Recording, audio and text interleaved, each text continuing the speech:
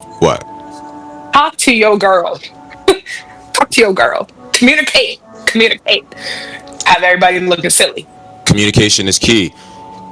And is. What's up, family? It's been a long time, about a month. Shouldn't have left you, kept you. Not the first one to step two, I don't know, whatever the fuck, however that song goes. It's Bullshit for Your Health, the most balanced podcast in the world.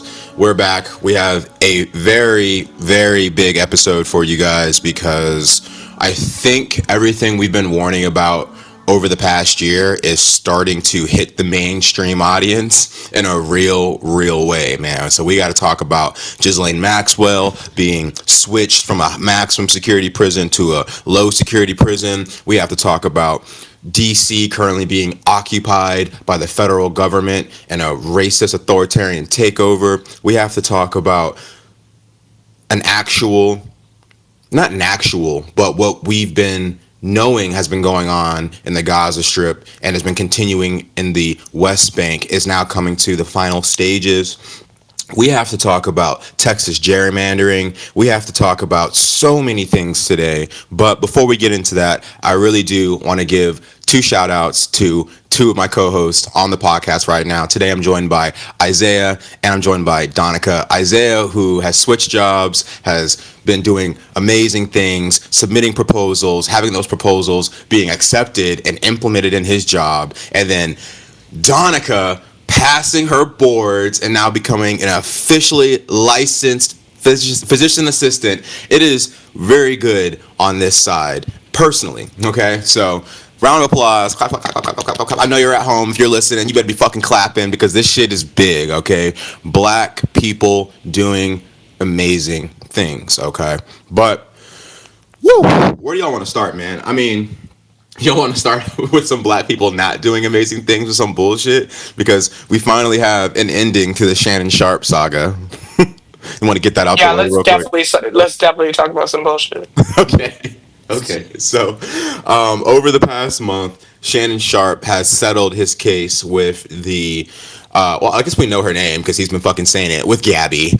And reportedly, he settled their sexual assault allegation case with an estimated $23 million.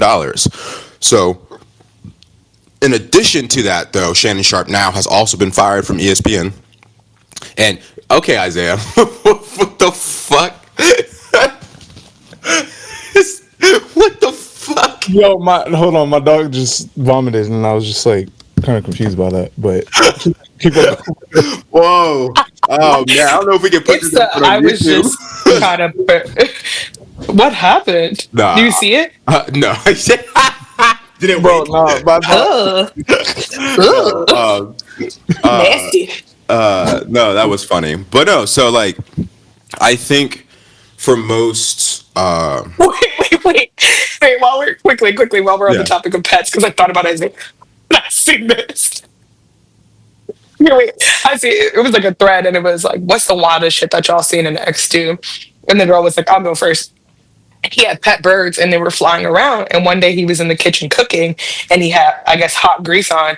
Either way, the bird hit something, landed in the hot grease. The nigga said, "Oh, well, went ahead and cooked that bitch." Now, obviously, I don't know if that's true, but you it's see hilarious. the derangement from the carnivore. Okay, that is why I'm a vegetarian and I like. Nah, don't start because you remind me of that vegan nigga that I was talking to that was like, "If it came down to it, you guys would eat the dog." You would though. I'd eat your bitch ass before I ate the dog. Look at that. I'm gonna eat the least annoying thing. Or the most annoying thing right here. I'm weak. I'm fucking. No, y'all would eat the dog. The dog don't piss me off, nigga. You do. But okay, that is that's hilarious. No, that's fucking hilarious. That's really. But there is something like sadistic about that, though, right? Because I understand the cognitive dissonance you can have with eating animals. I personally am not a vegetarian because of any type of like feelings towards animals in that way. Although I will say, since becoming a vegetarian, I do have a growing sense of like, wow, you guys are eating living things, and it is kind of crazy when you think about it. Like they have souls, they have identities, they have emotions, and we're just murdering them and eating them. But either way, I digress. Back to the subject at hand. Shannon Sharpe. We're also killing babies, so I'm just saying. We I'm not we pressing are no buttons. we are pro-abortion. Oh well, if you think Oh, that's a baby, okay, we're killing cells in my opinion. Shit, but either way, and see, that's the same way I feel about the vegetarian food. You killing my livelihood as far as I'm concerned, no, as far as souls or I'm otherwise. I concerned, ain't eat. as far as I'm concerned, embryos are fair game because I eat eggs, okay. But back to Shannon Sharpe, so we can get through this bullshit real quick, and then we can get into some real news because there has been a lot of stuff going on. So I think the Shannon Sharpe tale is just another cautionary tale for black men, but men of all races, honestly, that if you don't employ dick discipline, if you don't find a deeper sense of meaning in your life, you will take L's, and those L's will get progressively worse the more successful you get. Because immediately after the settlement came about, this nigga was getting trashed on the internet, rightfully so, because other aspects of his life were being cross-examined, right? So Shannon Sharpe is divorced, has three beautiful kids, one of which is a black woman who, when she got married, it came out that Shannon Sharpe was haggling on how much money he wanted to spend on her wedding. And again, at the time,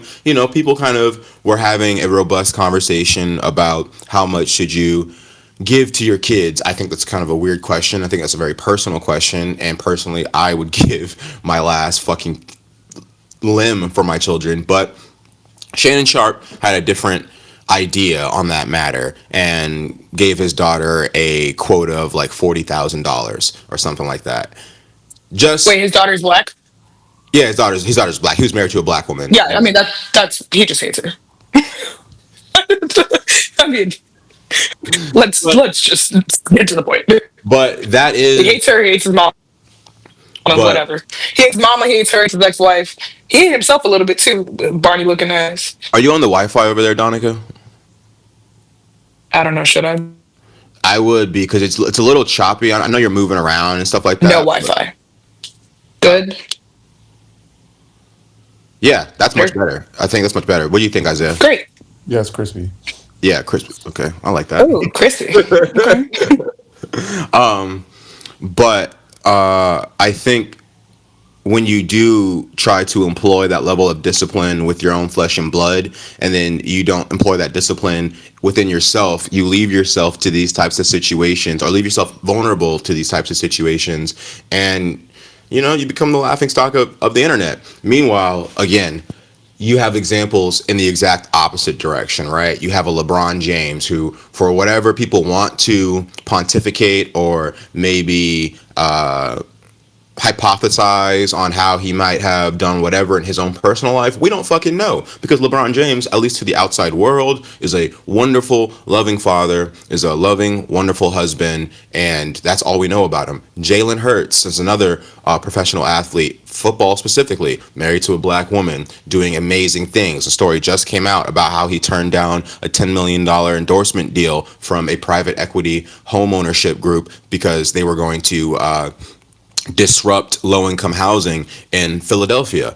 That's real nigga shit, bro. That's real Superman shit. And Shannon Sharpe lost his ability to be looked at as Superman, unfortunately, to like the black community, but also maybe in some part by his family because of his lack of dick discipline. And again, I'm not saying that this is something that is easy. I'm not saying this isn't something that, a nigga like myself hasn't fallen, I don't want to say victim to, but hasn't fallen prey to these desires. But that's what discipline is. It's doing the right thing even when a nigga don't want to do it, bro. It's getting up and going to that 6 a.m. workout when you stayed out till 2 a.m. the next day. It's getting up and or staying up late and finishing your assignment for school when you didn't necessarily prepare. Now, I will say, if you stay till 2, don't go to the 6 a.m. workout. Right. We don't need the analogy. Sleep is more important. We don't. Just saying. Let me not preach to you guys on this part of the podcast because you guys understand what I mean. Everybody understands. You gonna preach to us later? I'm gonna preach. I'm gonna preach later because I have a few interesting stories I want to get to. And actually, let's do that. Oh, speaking of preaching, I don't think anybody with a podcast mic is allowed to ever talk about anybody that's pastor because y'all niggas doing the same shit. Like low key, just from a different doctrine. I disagree. I say if you are course you not siphoning money from your audience, you can talk about the pastor. If you are not, Yeah, but then what happens when you do start? Because you finally monetize me and shit. I'll be paying I'm my just taxes. saying. I'll be paying my taxes. Okay, the pastors don't pay taxes. They don't. Religious institutions do not have to pay taxes in America. They're tax-free entities. Okay, but the pastor is not the institution. He pays taxes. Do you think the pastor is paying personal taxes on all that money he's getting from that church? No. Yes. No, he's not. Yes. No, It is an income, guys. What the fuck are you talking about? He's not. We live in America. He's the Oh, okay. All right. No. Okay. Wait. He is taking an income. What pastors aren't getting paid? But he's not paying taxes. He's not paying. Okay. All right. Okay. The institution, the church, is a nonprofit, just like other nonprofits. They may not have to pay as much for it. Hold on, let me finish my sentence, please. Thank you. May not offer as much whatever, or they may never the other way. They may be offered more tax breaks, but once they pay an employee, they are an employee. There's no such thing as a non-tax job. Be for real. Yes, but the context you're missing, Donica, and what I'm trying to put down is this situation right here.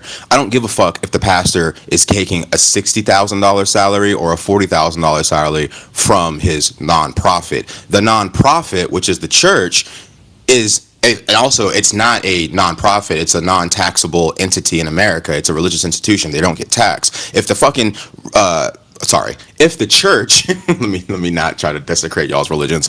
If the church is getting tithes in the upwards of hundreds of thousands of dollars a year, and they don't have to report that income, they don't have to pay any taxes on that income, and you think the pastor is not taking a portion of that income? What are you talking about? They don't have to report that income. First of all, this is the other problem with people that ain't got no. Once again, you're interrupting me. You have very limited perspective on what church and institutions that call themselves a church function like, because you're not Christian. You don't go to church. I don't know if you've ever gone to church. That being said, Christianity. That's fine. I'm Christian. I'm talking about my perspective because I like to stay in the lens of what I've actually experienced. That being said, it is not true that you don't report earnings. It is not, that's if you're breaking the law. That's a different conversation. But no, they absolutely have to track the money that's coming. They absolutely know exactly how much it is, and no, the pastor cannot go and take money whenever he wants. This ain't your background church where he's walking around collecting the donations from people. Like, what? I think you are taking your lived experience and missing the context of what I'm talking about. In America, religious institutions are not taxed the same way other institutions are taxed, which is why.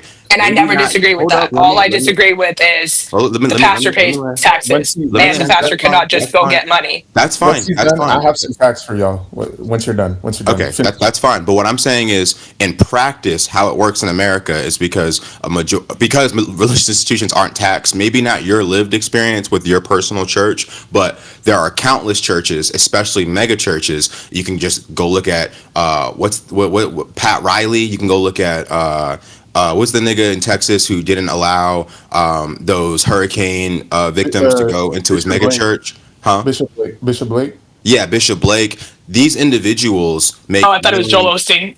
Maybe Oh that yeah, was the one. Either yeah, way, yeah. Sorry, there's sorry. multiple of them who have these large religious institutions that are also politically motivated that raise millions and millions of dollars a year to the point where they can have fucking private jets, they can have large estates, even sometimes large compounds where people live, and they don't pay any taxes. But then on top of that, they donate to political groups that are oftentimes far right wing. And what I'm saying is, where yes, you will have probably what you're talking about, people who do have a very faith based approach to how they practice their Christianity. And a large part too, because you're black, I would assume more often than not, the people who are going to be doing it the more religious way or the more truly religious way are black or brown or people of color. But I'm also not saying that there aren't charlatans in that essence too. I mean, let's just get. I don't want to get started with Bishop T.D. Jakes, but all I have to say is that one of the Have largest you ever been swallowed? one of the largest problems that I have with the non-tax status of these churches is that they are another haven for people to raise large amounts of money, a lot of times for personal profit, and then also use that money to influence our government. And then at the same time, what is our government doing concurrently in this time period? It's trying to take away non-tax status from educational institutions like Harvard, like Stanford, like Columbia. And the next thing they're about to do is, because I don't know if y'all saw how the Trump administration is trying to get rid of the ability for Latino students, Latino college students to get grants. The next step in that is to take away the non-tax status from HBCUs. So what I'm saying is, we live in a country that constitutionally says there's a separation of church and state, but in practice that is not a thing, unfortunately. And so I think, going off of what you're saying, while in certain practices, yes, the pastor is doing what he's supposed to do. He's making a minimal living, and he's preaching the word of God, and he's living his truth in the eyes of God. Sure, I'll give you that. But I think in the reverse of that, though, in the more harmful way that can work in practice, is being done more often than not in a lot of these spaces, especially in today's contemporary society. That's my opinion. Now, Isaiah, hit us with some fucking facts. Okay, so I went and then I looked it up, and Donica, I can, so I see the statement like where they say that churches do not pay taxes. That's not 100% true. When it comes to payroll and paying those employees, like churches still have to follow the payroll taxes, but the church itself, like as a institution, no, they do not pay federal income tax, and then they're exempt from property taxes and sales taxes. So they don't pay those taxes, but they do pay payroll taxes, and also Right. to, Which is the individual paying the tax, which was my point. and also Also, to it whoever is running the. technically they would be paying. Oh, sorry, you were going. No, I'm saying also to who is running the church chooses and dictates how much they get paid at the church. It says so. That's another thing to consider.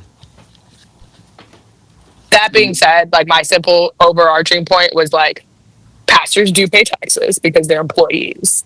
So that's blanket fact.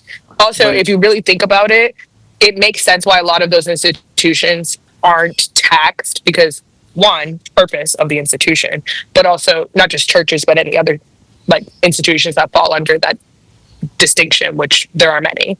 Number yeah. two, majority of the funds that end up in those organizations come from individuals who've already paid taxes on that money. Oh, and then So it says I ministers don't are. even know if that's like if that like has something to do with it because it's like donation based. I don't Mhm. know. They say I that ministers are a special case though, because they say that they're dual status for tax purposes. So they're they're like bracket as like being self-employed, but then they're also employees for the income tax. So they still can qualify for Medicare, and then Social Security, but they usually pay their own self-employment tax unless the church opts into the withholding. Okay. Yeah, So And like any other institutions, right? There are backdoor like ways to be shady. And I'm not talking about, while but that may be like a larger institutional thing, and like I'm not trying to deny that the mega churches, whether it's just the mega churches or even the smallest of churches, that can happen anywhere. But it's like that's like any other business or corporation that exists in this country. Like they could be doing things right or they could not be. And I don't think that there's like a blanketed way of being like all these types of organizations are all exactly the same, because they're not. I guess, and I want to move on from this because we have more pressing matters to attend to right now. Although this does kind of go in concert with some of the things the Trump administration is trying to do, which is, take an evangelical Christian approach to how they legislate and authoritate. But I think my overall point in this situation is saying, while you're talking about other businesses and corporations having loopholes, and I do agree with you, and how maybe what I'm saying, if you took it as a blanket statement that all churches are abusing the system, that's not what I'm saying. But what I'm currently saying is the current way that our country adjudicates these topics when it comes to Christianity specifically is, I think, far too lax, because for the role that a lot of white Christian megachurches play, and not just politics, but in the way that they are pushing their values through politics on the overall society in America, in large part, is aided by their ability to, in their church, resource millions and millions of dollars, in my opinion, from people who are vulnerable in a way. Because when you are thinking about what religion does for many people, which is give them a sense of station, a sense of salvation, a sense of belonging in this world, I think. Why I have a quick question. Is it that you are you hypothesizing this, or because you're not religious? So I'm Which, just curious as to why which you feel the part? need to like Which part? Which part? Which part? Which part? you Black people. explaining what religion means to people No, this as is, someone who is not religious by your own definition, yeah, someone who's spiritual but not religious. This whatever is that what. means. This is what. Yeah. What do you mean, whatever that means? Spirituality is a belief, and there's a higher power. Religion is belief in a certain doctrine, whether it be Islam, whether it be Christianity, and then Right. And it's specific. goes Judaism. Spiritual is not Also, specific. spirituality is literally the belief in something outside of yourself, of a higher power. Religion is a belief in a doctrine, or a belief Right. in a lifestyle that you were born into, because Judaism is a religion. Regardless, you're not religious Yeah, I know. by what you just said. Yeah, but So I'm just curious I as to why you so feel the need to explain what you think religion is to somebody who is religious if you're not and never happened. because I'm explaining my thoughts on how many mega churches take advantage of the current political system that allows them to accept millions and millions of dollars, and then re-put those dollars into political campaigns, which then allows them to structure our government. wait, could you even say though that like I would think that spirituality falls in with religion, like because it does have a doctrine. This So what I'm saying is, overarching, there's spirituality, and then under that is religion. I'm saying you can be spiritual, but you can don't you but you can but you don't have to be religious. Not necessarily. But I feel like there's no religion without spirituality. That's my belief. Now, again, I'm not pressing my you belief. notice how nobody could ever really explain it, but it's cool. That's not really the point. That being said, I was That's just not my. saying that you were expressing these things. Either way, you got into a point where you started like projecting what you think religion means to people, but you're not religious. And so Okay. my Okay. simple point was All right. either All don't right. All right. project it or actually All right. ask somebody who's religious, given All that right, you have all right, all religious right, people fine. on the Let me pod. not let me not project it. What I believe in is a Right, because simple. we shouldn't No, speak for pause. others. Let me That's the finish, and then point. we can move on, because I actually don't want to get into religion, because this is where it frustrates me with these conversations. I believe there Only should be, you're the only person frustrated. To be clear, yeah, for a lot of different reasons. But what I'll say is, I believe there should be a separation of church and state, and your religion should be your own personal belief. I believe these institutions should have to pay taxes the same way other institutions should have to pay taxes, or we should make sure that when religious people do get into office, they do not have the ability to take away the ability for people to become educated for free, which is what is currently happening in today's society. I do not care what you believe in. I want you to be able to believe in whatever you believe in, and that's that simple fact. I will move on from here, and we can all agree to disagree on your individual beliefs, if that's okay. Does anybody else want to say anything on this topic? I just would like to return to the simple fact that pastors do in fact pay taxes. Okay, that's That's where I fine. started. All And right. anybody who has an opinion has an opinion. My other point is, in talking about megachurches or whatever, or using religion, whatever, the problem is systemic. And so I think if we're going to talk about something, we the like actual critical thinking perspective is not to like zero in on mega churches or zero in on nonprofits. It's to think about why are things systemically so fucked up that in every institution there is the possibility, ability, and proclivity to be nefarious with people's money. Because When all you of our say current every issues are institution, in are you fact talking about religious systemic. institutions, or are you talking about like Yeah, I'm talking corporations in about general? I'm talking about every institution. I'm talking about corporations. I'm talking about religious institutions. I'm talking about nonprofits. I'm talking about whatever falls under institution, right? I think School systems. Like you can all of these institutions you can take advantage of, and there's little to no oversight on it. And that going unchecked on both degrees of the spectrum, from the ultra conservative to the ultra liberal, quote unquote, is really why we're, in my opinion, why we're in the predicament that we're in. Because, yeah, right now, I'm not trying to distract from what's happening right now and that the conservative agenda is the thing that's being pushed. But to me, it's like if we had true, as someone who like immigrated to this country but learned about monopolies, checks and balances, and all these other things, I don't actually see them happening in real time. And that's why I'm like, it's a systemic issue and not like a, oh, it's actually like if we just fix the church, like the church, fixing the church isn't going to stop Nestle. It's not going to stop any of these other large whatever corporations that yes, exist, right? yes, Do you know what I mean? but it's a function by like understanding why certain individuals or certain entities are allowed to take advantage of the system. I think is a function of understanding why it's systemically like this. A part of the reason why we can't tax churches is because churches give money to political campaigns the same way Nestle, the same way, you name it, any type of super PAC, any type of billionaire gives money to certain politicians to allow them into office and create rules. The purpose of government is to be to protect the people from other people, from corporations, from, in my opinion, capitalism. But unfortunately, because our system is so unregulated by capitalism, especially since the 1980s and the repeal, well, not the repeal, but the landmark case of Citizens United versus the Federal Election Committee, we currently live in a country where super PACs are a thing. So where lobbying groups or corporations can give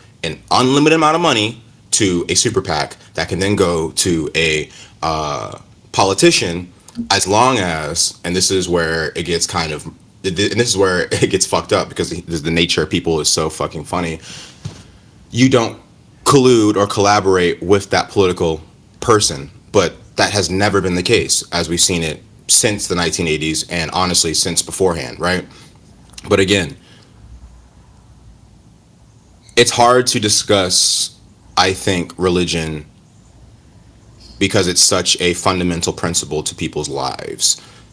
Through my own reading, and that's not just through revolutionaries from the 70s or 80s, but from actual anthropologists with PhDs. Again, like I think one of the books, and actually this is actually really interesting because it gets me into a conversation I had at the job the other day. But I really want to like make a reading list for people who want to kind of see more of my perspective and like what I'm talking about, because actually it's something me and Devonte have been talking about recently in our conversations. But the way specifically Christianity has been used throughout history, when it comes to both people in the continent of Africa and people on the continental United States, is a very interesting situation. And it's similar, there's a beauty in the way black people have been able to take hold and possession of something that has been used historically to subjugate them, and I love that. It's the same way that like black people have taken the N word and took it from something that was very dehumanizing and made it into something that's very communal. In certain pockets of black space, I mean, I can't say the N word in front of my mom, but that's the kind of context I'm taking it with. So like, again, with these conversations, I am not trying to disrespect anybody's religion, but it is just hard when you you kind of coming from this belief in a strict or not, I want to say strict doctrine. It's hard to talk about these subjects when I don't have that same belief that you have, and through historical context, I'm looking at it from a different perspective. It's very hard to talk to religious people at times. That's all I want to say. I don't want to disrespect it. I'm really trying to move on because there's other shit I want to talk about. We're 30 You're the minutes. one who's going to this. Okay, cool. So let's move on then. I want to get started. Where do we want to fuck it? Where do we want to go with this, man? There's just so much shit that's happened. I don't even Rod's clock. fuck, bro. I guess what we need to do is really quick do an update on the Israeli genocide of the Palestinian people, because we have a new stat that's come out that's actually pretty fucking horrifying. But basically, as of today, which is August 21st, actually, no, this came out August 20th. Oh, no, 22nd. Damn, what day is it? 83% of the people killed in Gaza are civilians. And this is according to the Israeli military's own data. So at this point, we are no longer having a conversation with, if you are a genuine person, the conversation isn't, is this a genocide or is this wrong? The conversation is, how do we move forward? How do we correct, first of all, how do we stop the killing, right? Because if 83% of the people killed in Gaza are civilians, then everything the Israeli government has been saying is clearly a lie. Hamas are in tunnels under the hospitals. Hamas are in tunnels under the schools. You must remove the threat at its core, and then we can get to a better place of peace with the Gaza civilians. Clearly, that has never been the goal. For those of us who have been keeping watch over this situation for the last, well, I guess for our podcast, it's been since 2021. But for many people, it was 2023 after October 7th, where it really became a, was it 2023 October 7th, or am I mixing up my dates? Either way, after October 7th, people started to pay a lot of attention to the situation. We are like so far gone past entertaining discussions with like the leader of the ADL, who is clearly a Zionist freak, or politicians who continue to get millions and millions, or have gotten millions and millions of dollars from AIPAC, and how they want to both sides this situation. What is currently happening is an occupation that has led to an ethnic cleansing of a peoples of this world. And the fact that always remains when you look at these types of situations is there is an injustice happening here, and something needs to be done. If not for the simple fact that it's wrong, but for a self-preserving fact, right? So for Americans specifically, there's been a lot of different conversations between individuals who consider themselves to be conscious but are incompetent, or individuals who consider themselves to be competent but then are unconscious. And in that, they will say, hey, we have a lot of problems here at home, on the home front in America. We don't have time to worry about what's happening across the sea, even though, in my opinion, and not even my opinion, we know this, our government is funding these atrocities. And what I would like to say to those people, and I think a lot of them are starting to come around, but please, we talked about the imperial boomerang. What you do overseas with your imperialism, you will do back home. And to make that example way more clear, what is happening currently in Washington, D.C. is occupation by a military force.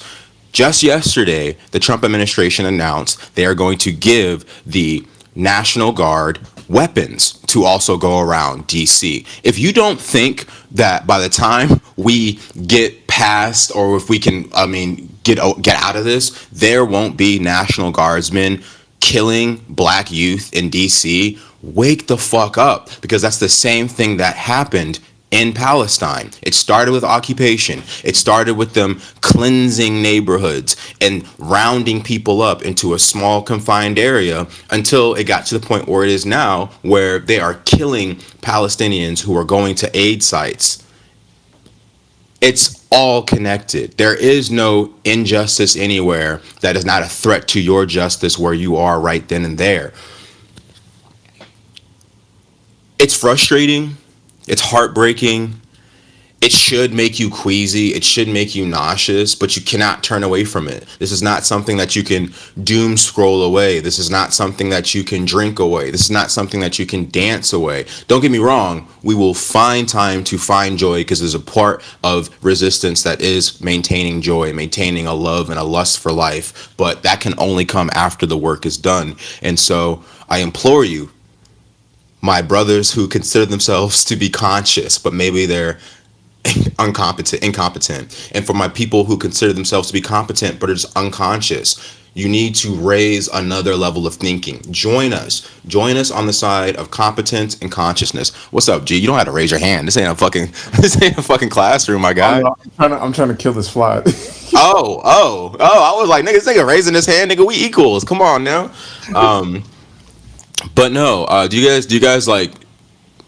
guys feel what I'm feeling? Like, I don't know, like there does seem to be a general shift, at least on the Democratic side, for people who take polls. Like 8% of Democrats still like support Israel, but 92% of Democrats are like, yeah, this shit is insane. And then you even have individuals on the far right, which is crazy. Okay, but like, listen, we'll take it. Marjorie King Taylor is a fucking insane woman, and I truly believe a large part of her support for the Palestinian people is based in anti-Semitism. But listen, if we can get to a point where we can stop innocent civilian people from being killed, we'll take the help we can get. Now, that's not to say we should be anti-Semitic.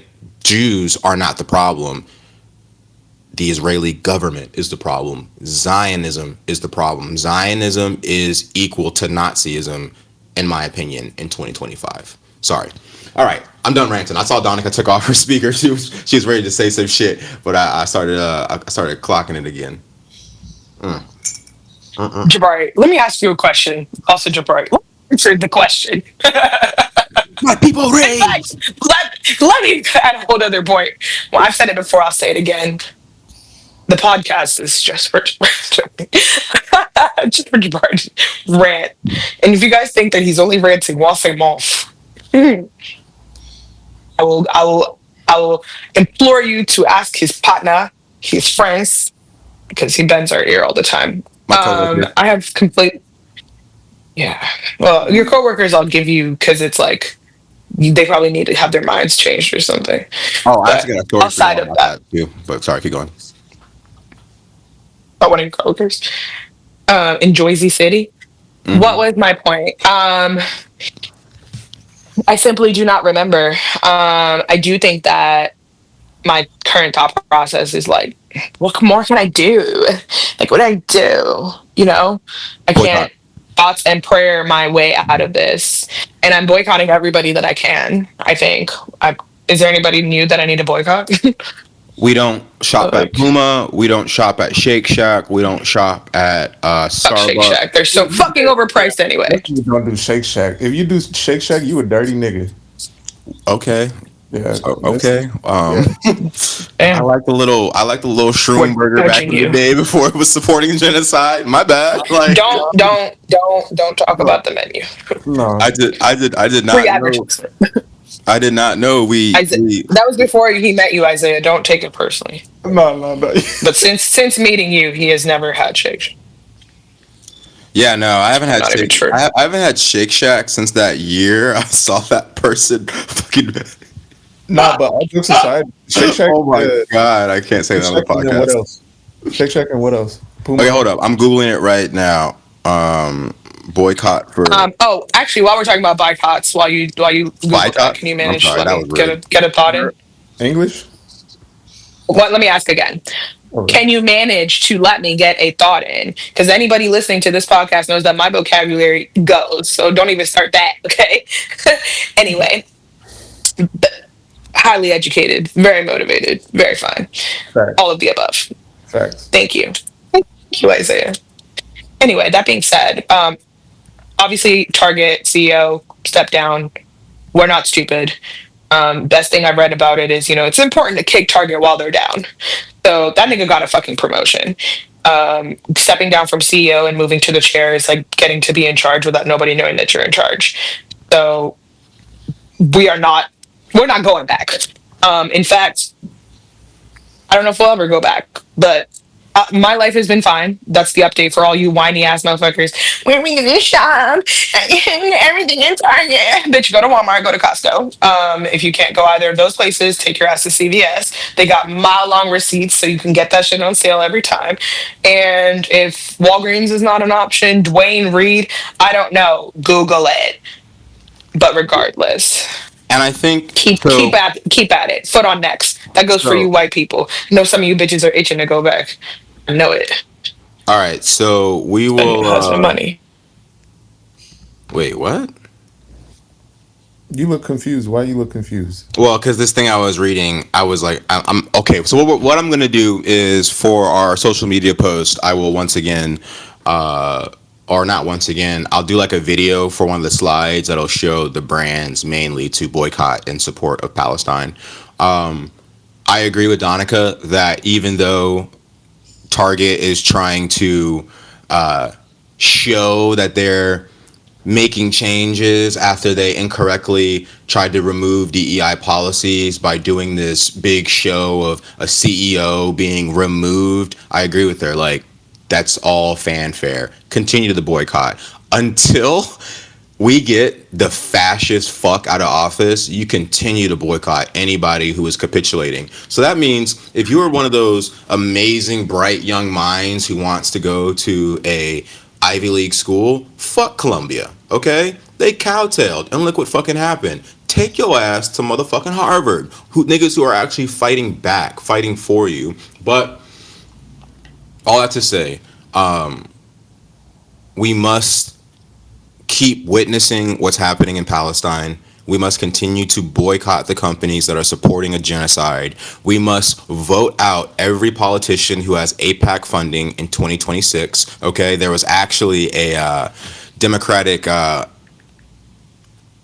senator who just got the Republican 2025 treatment at a town hall because he raised $12 million from APAC and thought that niggas weren't going to give him hell for that in the year 2025. He also, with that $12 million, beat out an incumbent progressive Democrat. And yeah, no, fuck these niggas. Fuck all of these people who think that they can throw away any type of moral culpability or responsibility and continue to live a life that is free of ridicule. Damn, they didn't put his name in this shit. Come on, Sam Cedar, I need your help, man. I don't have time to be fucking watching this video over again. Yo, I did a quick search. It says that Amazon too has some ties with Israel. They fund a I lot of believe the. it. I believe it. I don't shop at Amazon, nigga. That's I'm also crazy. kind of broke right Yeah. now, but I don't shop at Amazon.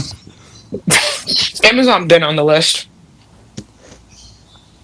Oh, But Wesley it's Bell. Amazon. Not Republican, Democratic Representative Wesley Bell was like given shit at a town hall because he accepted $12 million from APAC to beat I think it was Jamal Bowman, who was a progressive representative. So yeah, man. So again, I think there's a few different things people can do, right, in support of Palestinian people. Donate to aid distributors, donate to platforms that are trying to get healthcare, food, clothing into these spots. I mean, also too, like we need to talk. We need to talk about the flotilla situation with Chris Smalls, who is a real revolutionary. But in addition to donating, we can boycott, we can continue to give witness. And then I think the other thing that really needs to be done is we need to up our consciousness. We need to up our knowledge base of what's happening. Personally, I'm about to read a book that I will share with you guys, The 100 Years War on Palestine, a history of settler colonialism and a resistance between the years of 1917 and 2017, by Rashid Khalidi, who is a Palestinian. He himself is the grandson of the former mayor of Jerusalem, and who was the former mayor of Jerusalem in 1899. So again, I think if you are in a place in society where you feel safe enough to speak on your socials, you feel comfortable enough to sit down and enjoy some libation, you can take 10 minutes out of your day every day to read up and learn about the world outside of you. I think one of the large reasons Americans are in a situation are in the situation we're in now is because so many people have no idea what goes on in the larger world and how quote unquote American exceptionalism, in my opinion, American imperialism and colonialism has disrupted parts of the world for since the inception of America. So yeah, there's many different things we continue to do. No one of us has done enough, and I'm not sitting here trying to say I've done more than you guys listening. I myself am oftentimes plagued with this feeling of not doing enough, right? I personally missed the fucking protest because I had work the night before and I slept through my alarm, and I'm not gonna lie, I almost fucking cried on my porch because I was like, bro, I feel like a fucking hypocrite. But we can only do what we can do, but we can do more and more every day is my belief. So yeah, on that piece though, again, we cannot lose sight of the juxtaposition between what is currently happening in DC and what we've allowed to happen in Palestine. The imperial boomerang is a real thing. Look at individuals who are putting their lives on the line on a daily basis and take encouragement from them. You can do more. You have the power. You're human, bro. But damn, man. Damn. And also like I think a lot of times we are fast to correctly so shit on our elected officials, but I think we also need to start demanding a level of responsibility from our cultural leaders, especially in the hip hop community. It really does disgust me how quickly the banner of hip hop audience was willing to shit on Drake for whatever reason. A lot of people, it was for this understanding of a deeper struggle that Black Americans have had to take ownership and have power over their own art and their own image, and I get that. But the fact that that is not extrapolated in other areas when people are doing extreme damage to the world at large is crazy to me. Like, Joe Budden should be getting shit on every fucking day for for successfully getting Mark Lamont Hill to shut up on his podcast when Mark Lamont Hill was trying to have a moment of silence for the Palestinian journalists who were murdered this past month in Palestine. That shit made me sick to my fucking stomach, because not only is it a tragedy, right? Because I don't know if you guys have noticed, but since they killed that Palestinian journalist, can you find his name for me, Isaiah? He was one of the 5 Palestinian journalists that was murdered a week or so ago. But not only were but the fact was that, but not only was this a tragedy because again Israel is killing civilians. Israel is committing war crimes because you're not supposed to kill journalists. That's just not a thing in international law. These were also friends of Mark Lamont Hill, people that Mark Lamont Hill has corresponded with. And the fact that Joe Budden, an individual who has liked to trumpet that he has been exploited his entire musical career, that he's been oppressed by systems of capitalism his entire career, now having the power and the platform to say whatever he Systems of wants. capitalism and Drake. His name is Ahmed Al Lu. If I mispronounce that, I am so sorry, y'all.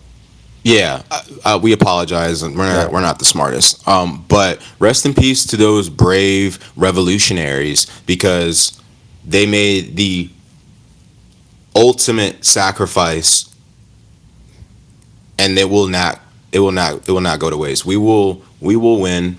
We will disrupt this fascist authoritarian government, and we will bring new Nuremberg trials against the Israeli government and anybody who has that dual citizenship between America and Israel and went over there to fight in the IDF. And we should, in my humblest of opinions, we should put on criminal court anybody in the American government who has facilitated this genocide because they got a few $1,000,000. What's a dollar cost, bro?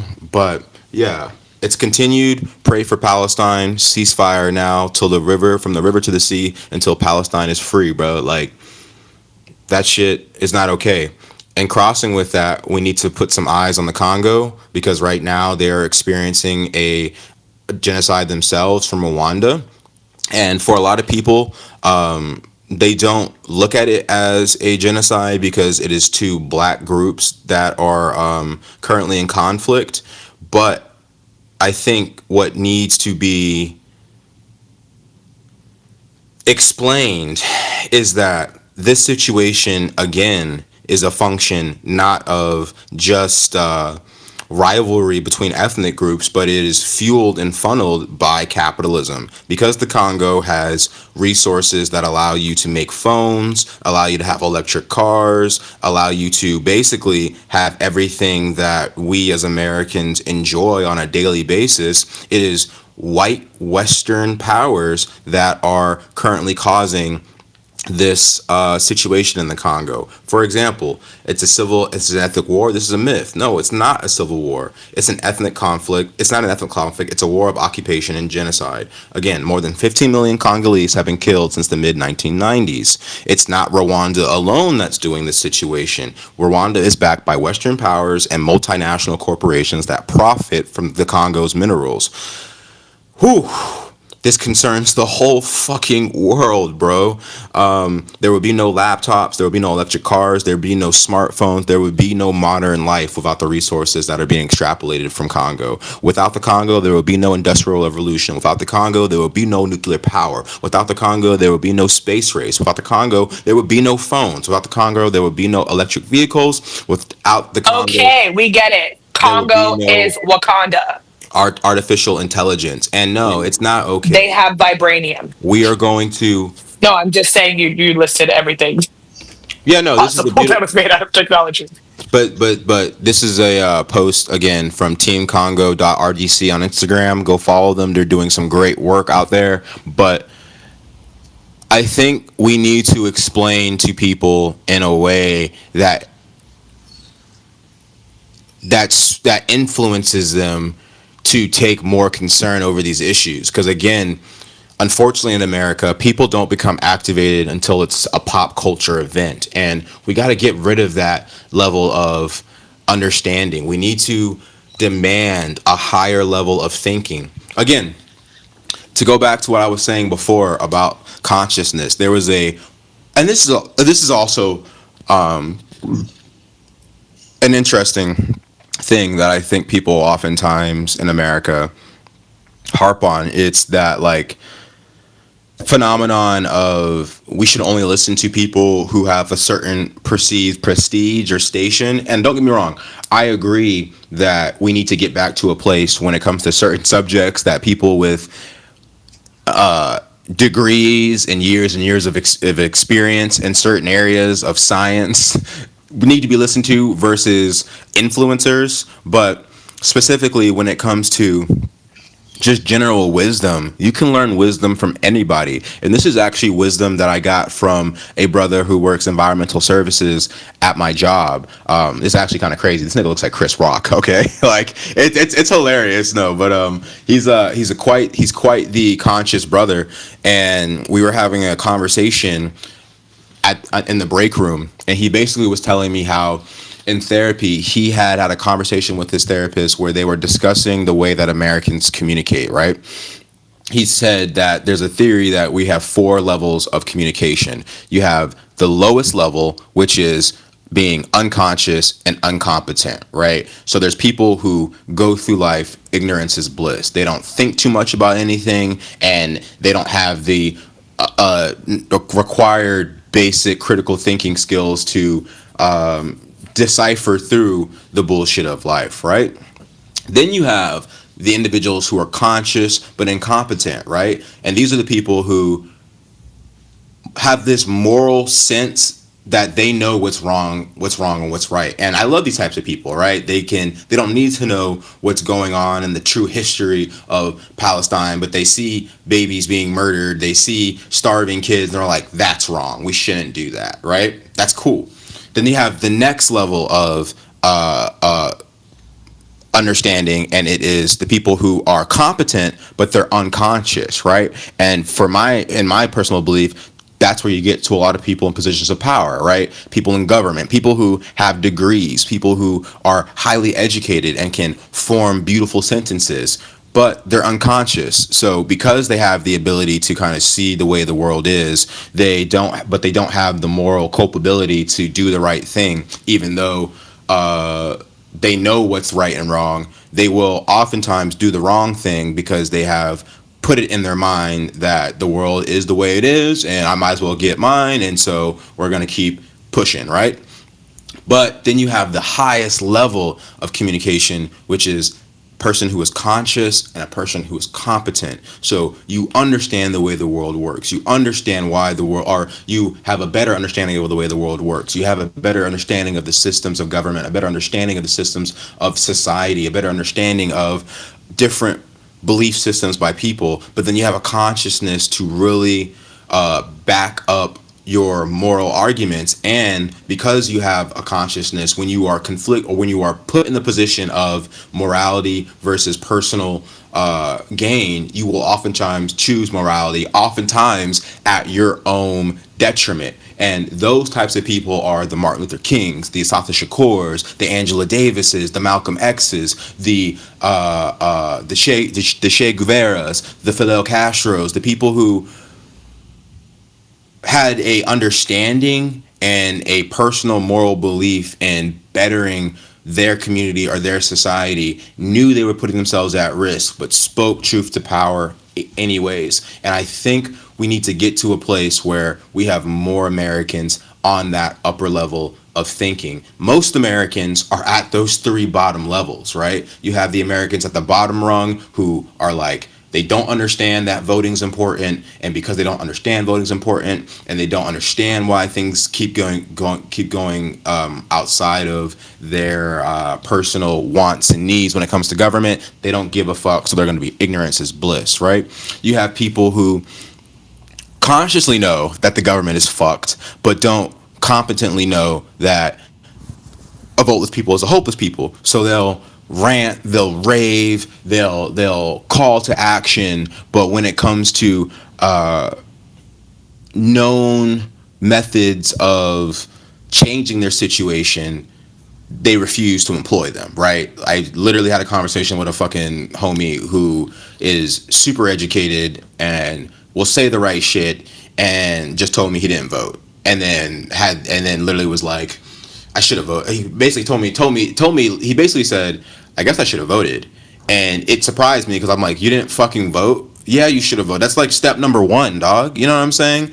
And then we need to call out the charlatans who are competent but are unconscious. No more of that. No more of the Cory Bookers. No more of the Nancy Pelosi's. No more of individuals who are competent enough. And no more of the Donald Trumps. People who are competent enough to speak populist beliefs, but don't have the moral capacity to actually take away from themselves, whether that's take away their ability to make money, because they already have so much of it, or take away their perceived privileges because of the proximity to whiteness, and actually do the correct things. We need more Greta Thunbergs. We need more Chris Smalls. We need more individuals who find themselves in an ability to be conscious, but then also an ability to put themselves or to speak to a moral sense that supports human rights for all people, bro. And I don't know. I just that was an amazing conversation I had at work. That like he was like blowing my fucking mind with that. I don't know how. What do y'all think about that?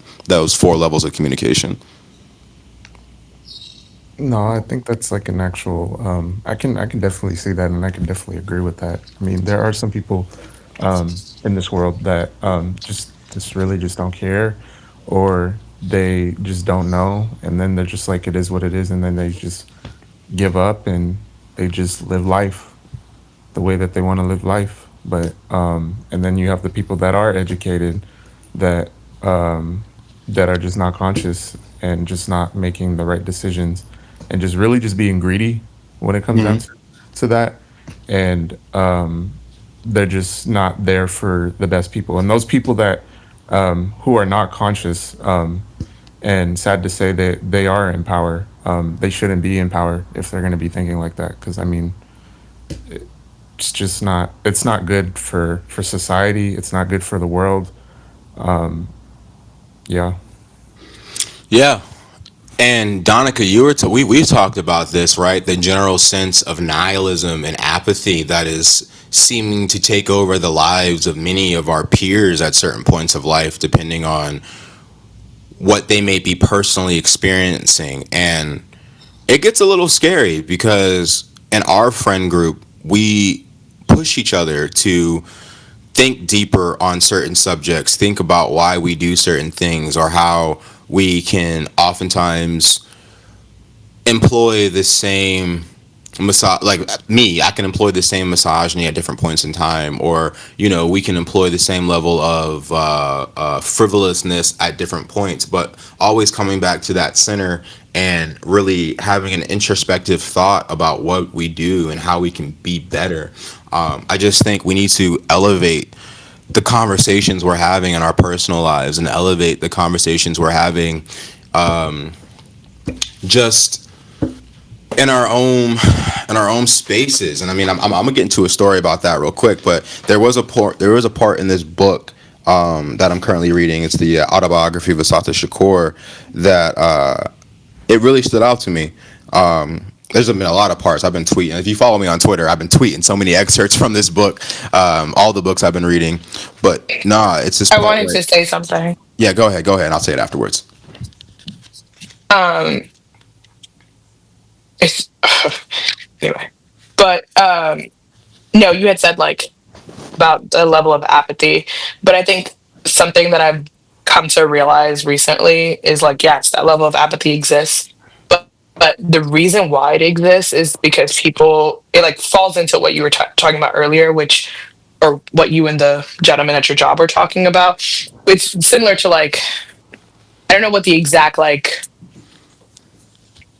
psychological perspective or like name for the phenomenon is, but it's like that circle where it's like the things you know, the things you know, the things you know you don't know, the things you don't know, and things that you, what am I missing? Whatever the last combination of that is.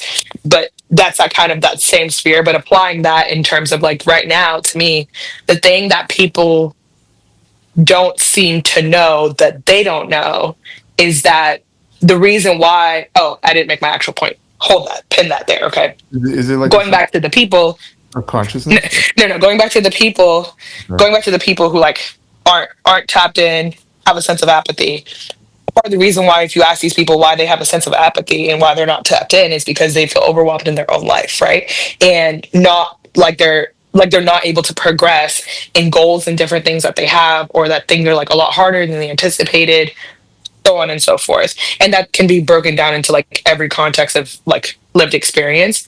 But attaching both of those things, I think sometimes the understanding that they don't know is that a lot of your personal experiences, if not all, are a reflection of like what's actively happening in society. Like things are not functioning well. They're broken. And because they're broken, you don't feel like you're meeting your goals. Because they're broken, you don't feel like anything you're doing is enough. And so even though your brain wants to be like, I'm overwhelmed, let me check the fuck out, the reality is like if we all did a little bit, right? It's like that whole like everybody do your part thing. If everybody did a little bit, we would all progressively feel less stressed out. We would all progressively get to our goals faster. Society would look like how we wanted it to look like. We could progress in so many ways that are important and focus on things that are outside of survival. And let's break it down to a macro or micro level of like the Black community. We constantly argue and talk about relationships and why people can't get together, but don't nobody ever talk about from the perspective of like your nervous system isn't regulated enough for you to do a relationship well, because you work for capitalism. And just because you're super educated, just because you make a lot of money, doesn't mean you're not stuck in the rat race.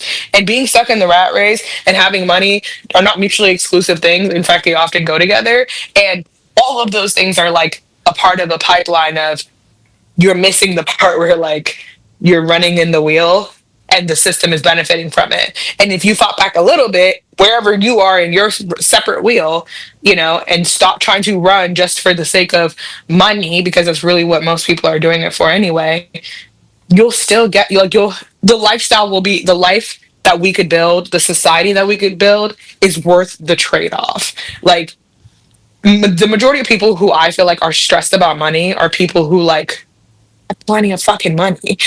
So it's like, you really are, I think the delusion of like being able to increase, keeping up with the Joneses, but like the government being able to increase rent 12-fold for like a one bedroom because they know people aren't partnered. Like, the like societal things that we like willingly go along with as though we have no say. But if you've ever read a ballot, these things are up for election. Facts. Read a ballot, right? Like New York City, Zohran Mamdani, let's get it. Like wherever you are, at some point, if you're like, oh, election year is coming up, every year is a fucking election year at some point for something. Like, just check. So it's like there are things that we can do, but we also can't willingly be participants of overly capitalistic culture, both on the earning side and on the spending side, or on the consumer side versus the producer, I guess was the opposite of that. Producer side, like we have to be cognizant of that. So it's like it's not going to be enough to only boycott Target. It's going to have to be you having some guts at your job to stand for some shit, like motherfucking Jalen Hurts, okay? And it's not, oh, he's a millionaire. Oh. No, money is money. I could go. Sorry, yeah. Brand stroke, he's back, guys. TIA. Either way. Whoa, I'm seeing shit. Enlightenment. I wish you guys could have seen that.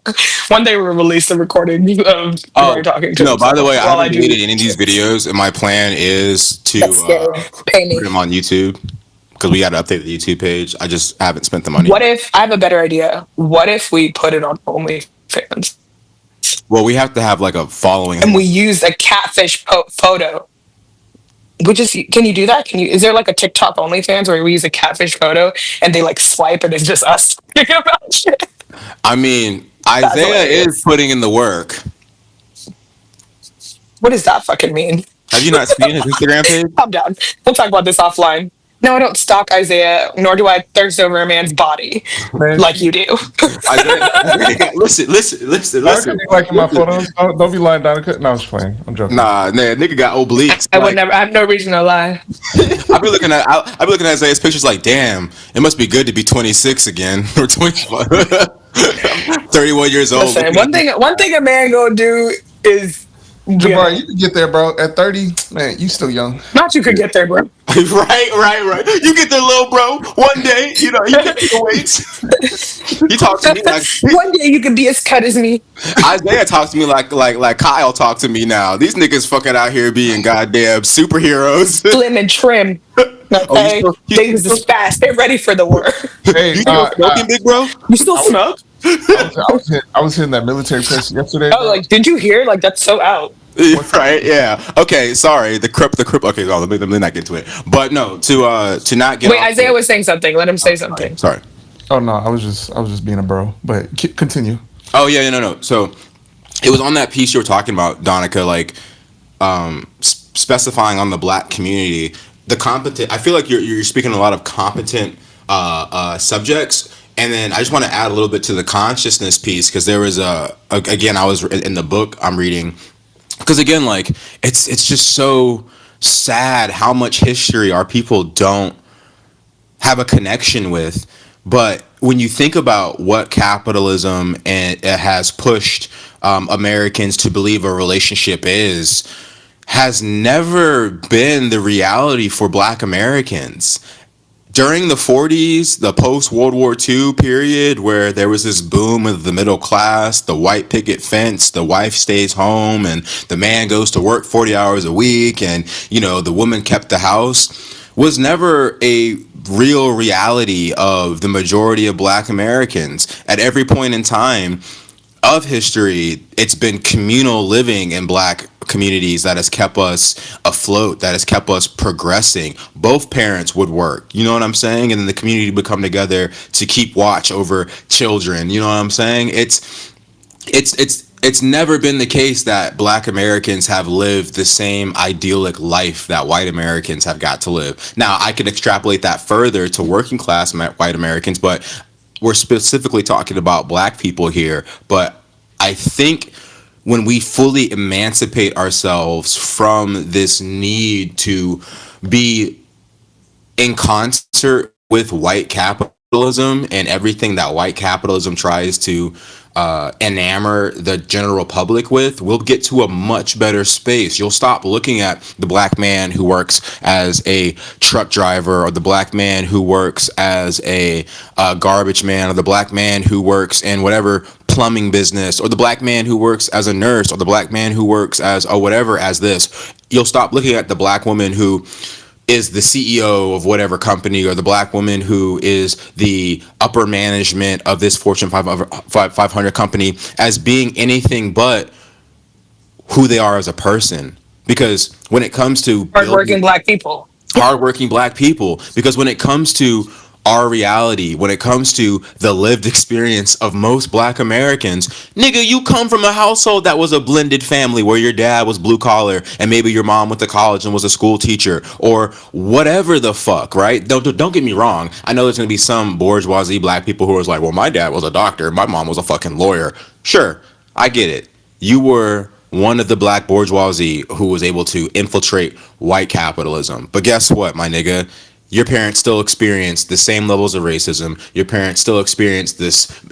Honestly, they probably experienced a lot whole more in those rooms, but because they were working at a consciousness, at a level of competence, but unconsciousness, weren't doing the right things to push the culture forward, or weren't doing the things to make their mental right. So they kind of imparted some of their own ingrained beliefs into you, which is why you are struggling to find a mate, because you don't realize that your parents found each other before they were at those positions.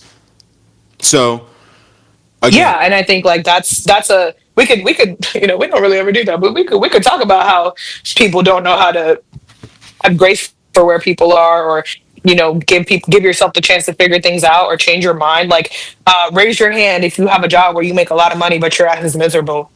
A lot of you, right. like, and it's like those things and like those trade-offs, like people are so committed to mindsets and things, and like honestly a lot of you don't know if your mindset is right until you've actually challenged it. I would argue that that's something that everybody should do one way or the other when it comes to a lot of different things that you feel really strongly about, but something in particular that you hit on, what was it? It wasn't the relationships, so that was the point. um man, Give me a 10 seconds rewind, Isaiah. What did I miss? What did he say? He was talking about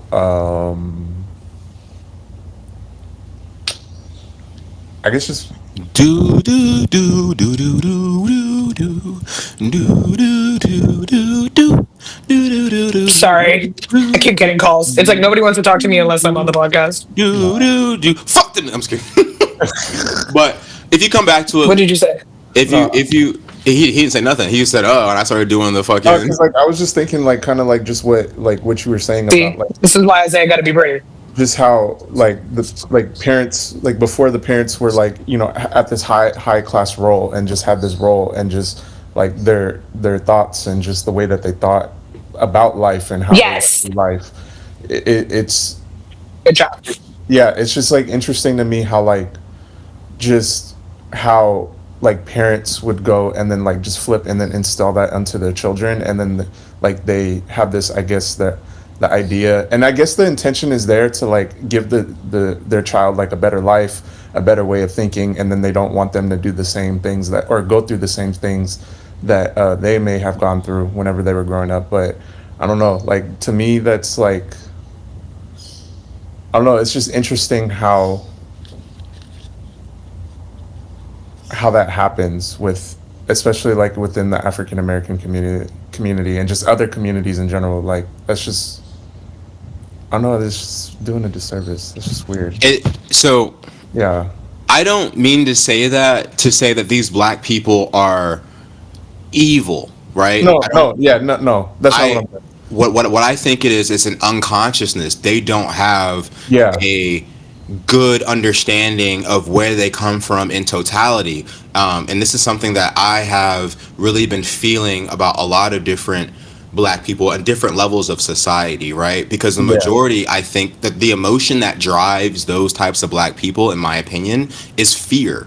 It's Yeah. fear that their children will not be able to experience a level of living standard that they experience, and they believe that their living standard is not always a bourgeoisie because they're keeping up with the Joneses. They believe their living standard is like the bare, like not the bare minimum, but like It's like I don't know how to explain it. Like it's like they believe that if their kids don't get to at least where they're at, they'll be destitute poverty. Yeah, Like, they exactly. see where yeah. No, they're going. That part. it's the whole concept of like constantly moving the needle, like, or the goalpost rather. Yeah. Like it's every time we achieve this, like this isn't good enough anymore. And in some contexts, those people end up being the psychotic parents that place insane amount of pressure on their kids to do what they did, something better, so on and so forth. And it's like, yeah, of course you want like your legacy to be something, and that's a whole different conversation. But I remember my point, and it kind of does have to do with like parents and like just parental figures in general. I think your parents have a tendency to have whatever they already exhibit as a parent, right? If you have an overbearing parent, their decision, their advice is going to be a bit overbearing, right? If you have a parent that's aloof and dismissive and doesn't really pay attention, like their advice is going to be akin to that personality trait that they already have. But I think something that's important, and you were talking about what something you were saying earlier that I remembered that made me remember this was like just talking about like older people and like what they would have to say, their different experiences. And I think that like some like you know how it's like they're always like, are we losing recipes? I think one of the recipes we're losing is like respecting our elders, bro, like, and listening to what they have to say, in a sense of like, not everybody who's older than you is smarter than you. That's not what I'm saying. But like, just like your point of you can learn from anybody, there is anybody who has lived enough to a certain point of life is like, oh yeah, no, there's more shit that like someone who's just lived life would know that I could like maybe benefit from like knowing, right? And someone who very recently um, got a female mentor, I have a male mentor, and I tend to like not share as many outside of like career things with him, even though I can. But my female mentor and I have a different kind of relationship. It's been like difficult, but there's so many things and so many perspectives that like I would never consider if I didn't speak to her. And to your point, Jabari, of like the experiences they face, like black people that are older than us are the OGs. Like they are the things that they know, and especially the ones that are in the same space of like life that you're trying to be in, or like what have you. But even within that, like I've challenged my mentor, who is 30 years my senior, to be like, yo, some of your like standards are rooted in like whiteness, and I don't really subscribe to that. Like I think it's important to set yourself up for the future. I think you should make money, save money. I think you should live life. Like I believe in all of those things, but like it's not my goal to live in a neighborhood where nobody looks like me. You know, it's not my goal to be, you Facts. know, do and But like some people like have that in ideology. facts, That's why I bought a house in yeah. Southside Yeah, Richmond. It's yeah, why and I feel most Yeah, it's not like you comfortable couldn't get a not house in anywhere else. Melbourne, Yeah. Florida, but I feel comfortable in the city of Jersey City, sitting on my stoop, and black people pass me by. It's again, it's that It don't consciousness. even matter if they tweaking, you It's know? that They exactly. homies. It literally this morning it happened. But either way, it's that consciousness piece that a lot of Was it competent Shorty black. girl? Because she be walking back and forth. Was it was dark skin Shorty? No, no, no, no, no, no, Yeah. no, no, no, no. It was a different person, but it's it's that consciousness piece that She's I my think favorite tweaker. a lot of competent blacks do miss, because especially when you get to that older generation, because one of the things that I've been really conflicted with as I read, and it's been my own personal place in the Black liberation movement throughout my 31 years of life, because it has transferred at different times that my focus has been either unconscious or my focus has been incompetent, let's just say.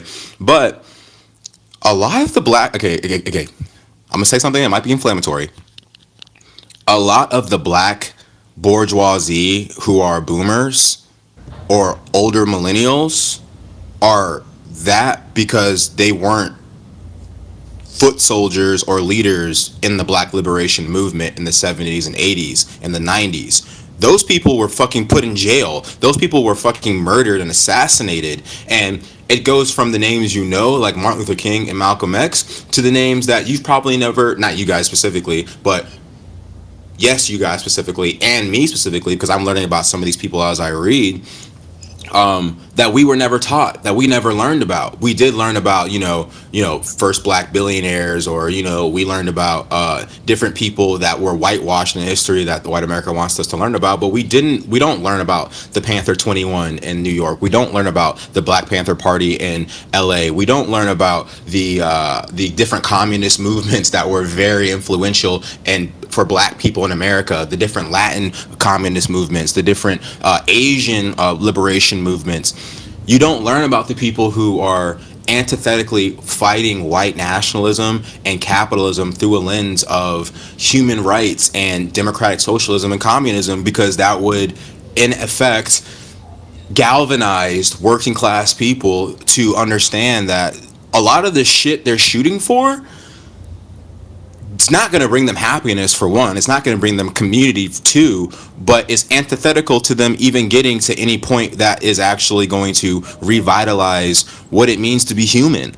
I don't know if all those words made sense, but I just want to end this part of the pod with this little excerpt from the book that Asata Shakur wrote, and I think it encapsulates this feeling and this disgust I do have sometimes when I'm doom scrolling. And she goes, "If you are deaf, dumb, and blind to what's happening in the world, you're under no obligation to do anything.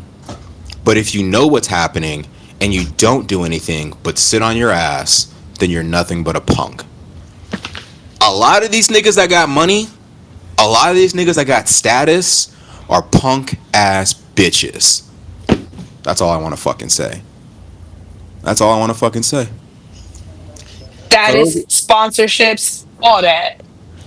Sponsorships, status, money, the adulation of community, okay? Let's take it back to the Drake line. You're not an activist, you just make believe. I'm not even gonna get into who are the black entertainers that are activists, because they're Bro, probably there not aren't on the any. level of Maybe Kendrick Doechii. Lamar or Drake. But you know who no. is on the level of a Kendrick Lamar or Drake, who's an actual activist and an artist? Bad Oh, motherfucking Bunny. oh hell yeah. That nigga bad for real. Shout A out Puerto man Rico. a man who is using his platform to spit in the face of American imperialism, capitalism, and is re-infusing money, resources, healthcare into Puerto Rico, a country that our country is occupying and imperializing.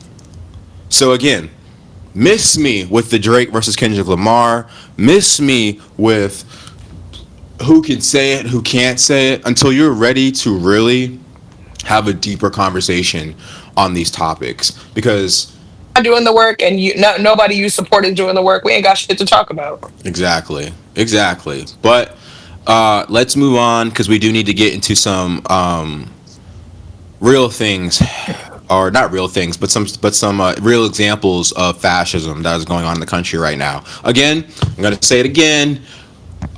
Friends don't let friends join ICE. I understand we are all hurting right now from student loans, but if you pick the offer to go take $60,000 in student loan forgiveness and $10,000 or $50,000 sign-on bonus to join the fascist foot soldiers, you're a piece of shit. They are saying there's like a report, I think, of like 100,000 people who have signed up for that shit. But like, come on now, come on, like. I'm not even going to go as far and be like, if you're a cop, you should quit, because I do believe that. I can tell you all a story. I'll get into a story in a second about what happened at my job. Was it last night? Oh no, it was the night before last. That really was infuriating. But if you join ICE, you're basically joining American Nazi Gestapo. There's not much more to say about it. Don't do that shit. Don't do that shit. That's stupid. If you do that shit, you dumb as Because fuck. because it's going to, at least it will get to a point that if you're at a function that I know I'm at, and you are, and we find out that you or your boyfriend is a part of ICE, you gotta go, bro. You don't deserve to be in this space.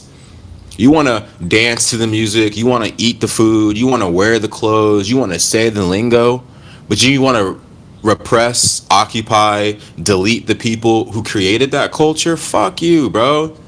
You want to be a class trader, you want to be a race trader, and you want to do shit that's going to affect people who look like you.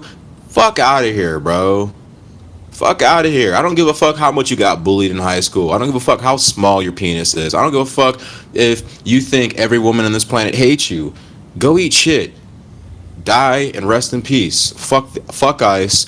All cops are bastards. We need to move to a place where And also, we do hate you, just to be clear. we need to move to a place where people who consider their job to be a public service understand what it means to be in service to the public. Okay? Wait, so you think that all cops are bad? Yup. Why? Yup. Bastards. Why? Because As fuck. you cannot be a positive force in a system that is created. That's wicked. When's the last time? Let me ask you this. Let me ask you a question, Isaiah, because I That's like being like, oh, do you think that all drug dealers are bad? Like, Not all drug yeah, the dealers ones are that. bad. No. no. Listen, all cops are I mean, bad Where do you because think listen, apples listen. are? Yeah, yeah. Hey. Finish your thought. Finish your thought. Let me lay down my point. All Finish your thought. cops are bad because there is a point where all cops will delegate their role to the oppressive system of the the for-profit criminal justice system in America. You get what I'm saying? How? Explain. So, let's say, for example, oh no, I'll give you an example right now. What's currently happening in DC? For I don't know how many years, DC has been trying to do community policing, similar to like Richmond, Virginia, where cops go out, they meet different communities, different young people, and try to be like, "Hey, we're here, we're public servants, we're gonna help you out." But then the second the government sends in the federal National Guard and other individuals who do the black officers, the Hispanic officers team up with to terrorize black youth and black communities. Yeah, I get that, but at the same time, it's not the because I feel like it's up to the individual. It's up to the individual, and It's not though. When you have order, there are good listen, cops out listen. What there. I'm saying It is, is. it's up to the individual until you have orders, until you are just following orders. That's what I'm saying. When the institution in and of itself is not meant to be a service to public, it's meant to protect property or Yeah, do the demands of whoever is in authority. but how You can you take? cannot say I you know, but cannot say that it's up to okay. the individual, because right now you have an example. I'm telling you, go look at the. I don't know if you look at, if you looked at the No, no, podcast. no. I get that, but then it comes back to the argument: how are you supposed to change a system without having people in there that are willing to go against authority? Because there are cops out there that go against authority, You or change the system by you change the system by changing the system is what I'm saying. yeah, I'm not but sitting here to saying change no. the Listen system, you because have to have let me people make in sure, place that are let me willing make to sure, do hold up, let me make sure you understand what I'm saying. it. No, By I do saying all understand. cops are bastards or defund the police, it's not saying we don't need an adjudicative system that takes people who harm others off the streets. That's different than saying all cops are bastards. What I'm saying is the current way policing is done in this country from its inception, which was to catch runaway slaves, Yeah. is terrible. It has never been not that. You know what I'm saying? There has never been a come to Jesus moment where the structure of policing in America has been destroyed and rebuilt. It has only been given Oh, more and more autonomy to do harm to communities. You know what I'm saying? Like I get that, but I don't agree with that statement to say all cops are bad because there are some cops out there that do it's good and that are hey, that's hey, hey, hey, hey, hey, bro. I'm sure there's some you can IDS agree to soldiers. disagree. Yeah, yeah, yeah, I'm yeah, sure there's and some that's IDS. okay, and that's okay. That's okay. You know what? That's I think okay. your ideology is not where you disagree. I think your like vernacular maybe about it is different. But I think ultimately Yeah. it's like saying, imagine Isaiah that you're part of an institution that just is like, oh, I'm going to do this, and you're like, you might be the one person that doesn't do it, but you're also going to get fired.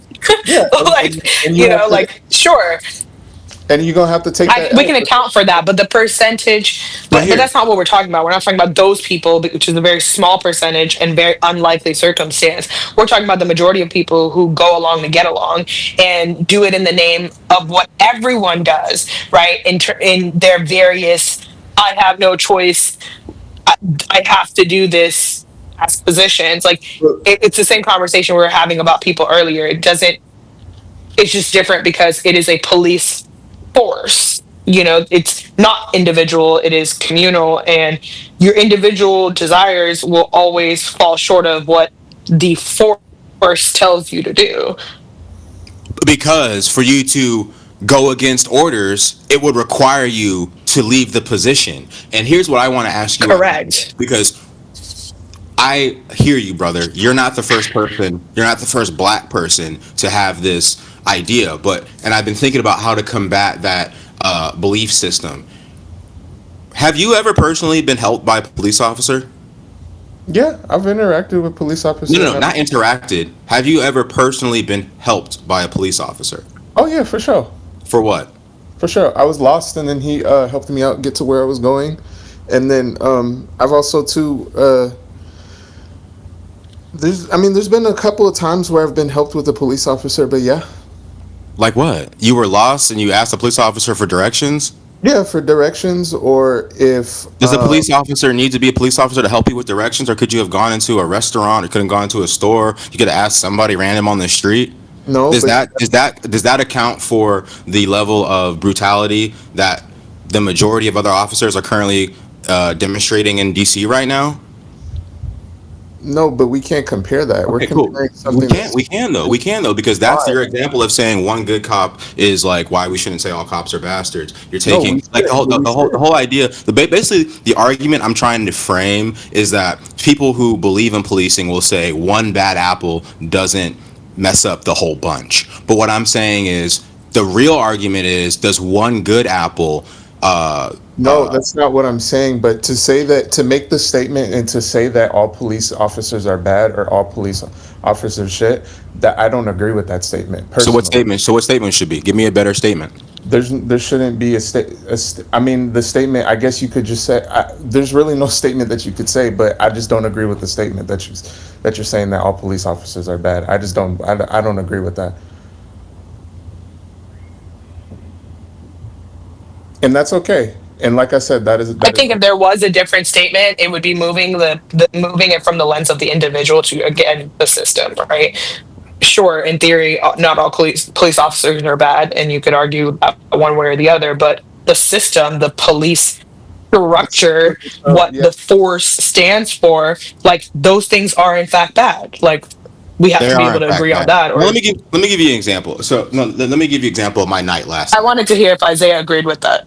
No, I do agree with that. The system is bad, and there has to be some changes in the system, and I do agree What with that. But to say that I don't know, just to say that all police officers are bad, I don't agree with it personally. But you say your I story. think maybe the perspective that I'm like Jabari curious. didn't I'm give curious. you, Tell and me your what's story last night.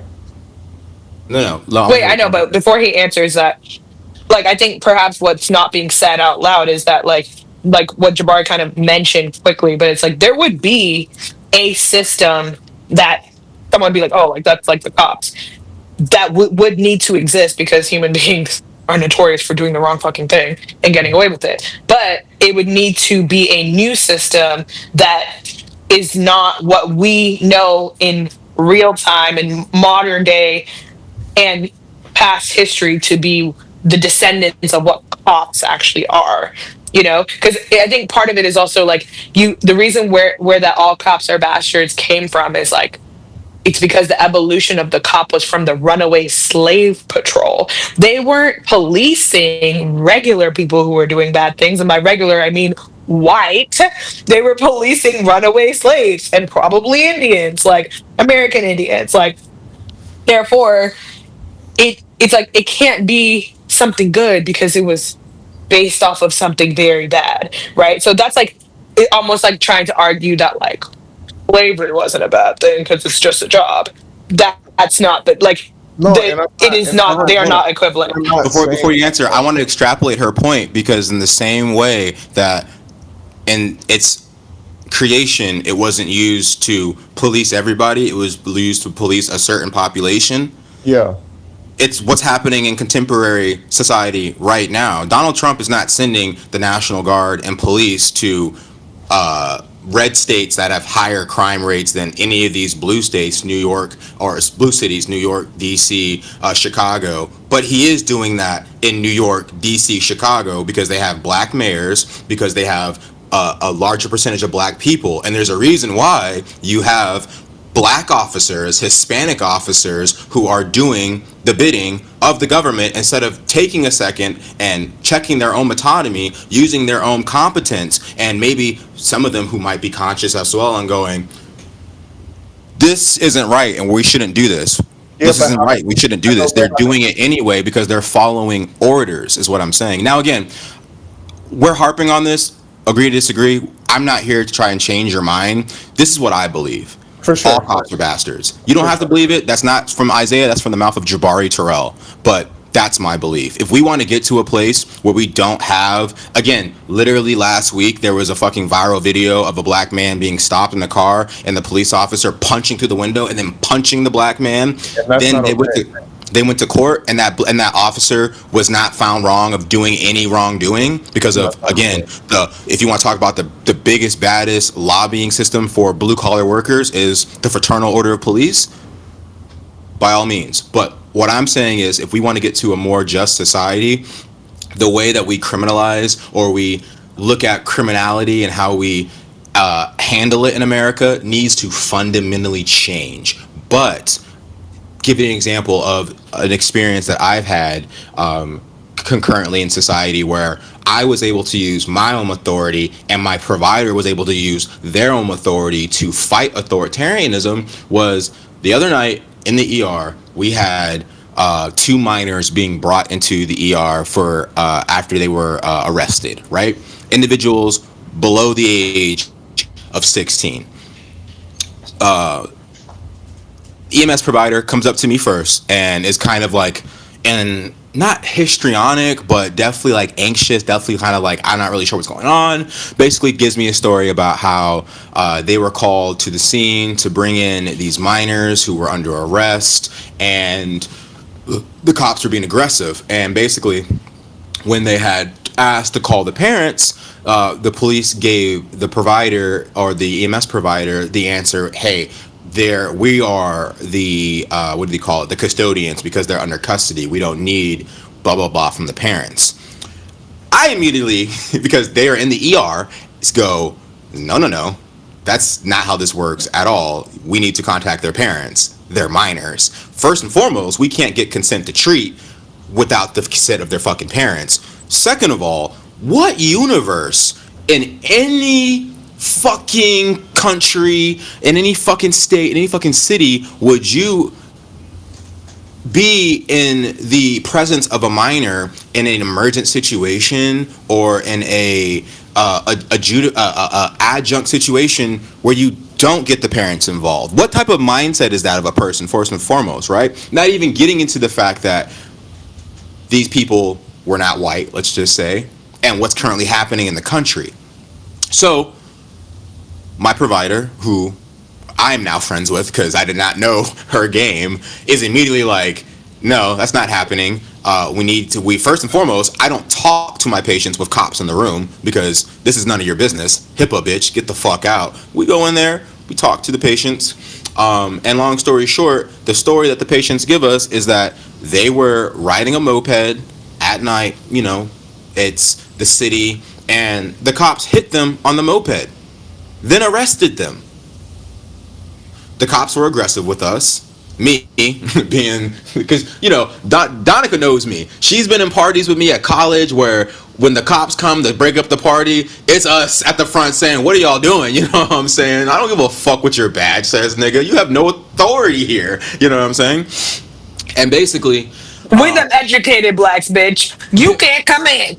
and Get your vampire ass out the house.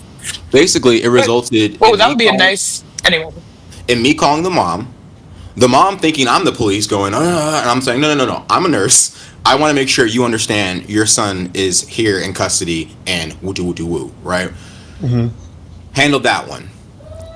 I go in there, patch the person up, give them a little bit of advice. You know what I'm saying? Every day is a new day. Because again, these are minors. I don't give a fuck. And these are minors who got arrested for not a violent crime. Yeah. But are being treated like criminals. You know what I'm saying? Yeah. This is the structure that we're talking about, right? So all that to say, after that, the next situation happens, right? Which is the other minor's father shows up to the ER. Because you get a call that, your minor has been arrested and is in the hospital. Can I see my kid? I get my child under custody. I'm not here to say release him. I'm not affluenza here. I understand how the police state works, but I would just like to see my child, make sure they're okay. You know what I'm saying? Okay.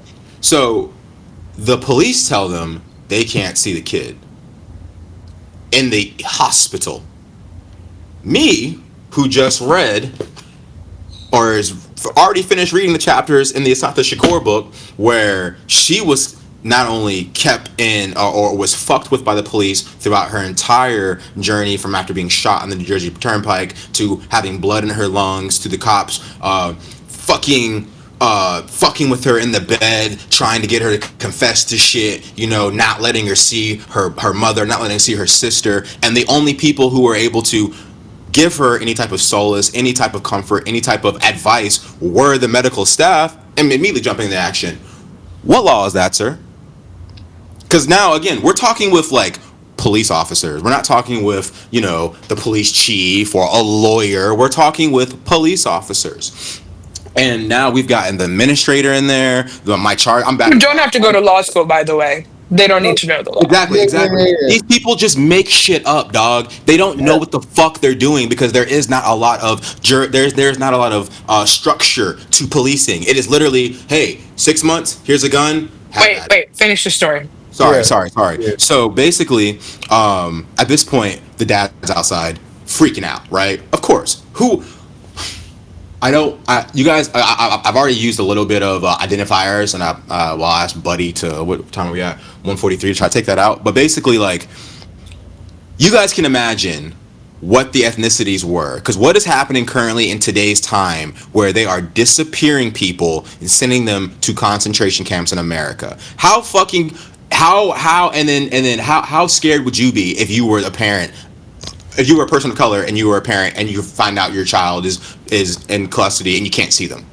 How freaked out would you be? Put yourself in their shoes. You know what I'm saying? So me and the doctor go out, because first of all, we're like, he can come in. Like, the fuck? You guys have no jurisdiction here. Like, is he outside with an AK-47 ready to shoot up the place? Like, what are y'all talking about? We go out there, bring them in. My doctor calms them down, and we're like, hey, we're like, you can come see him. Like, this is our jurisdiction. Like, I don't give a fuck. Come say hi.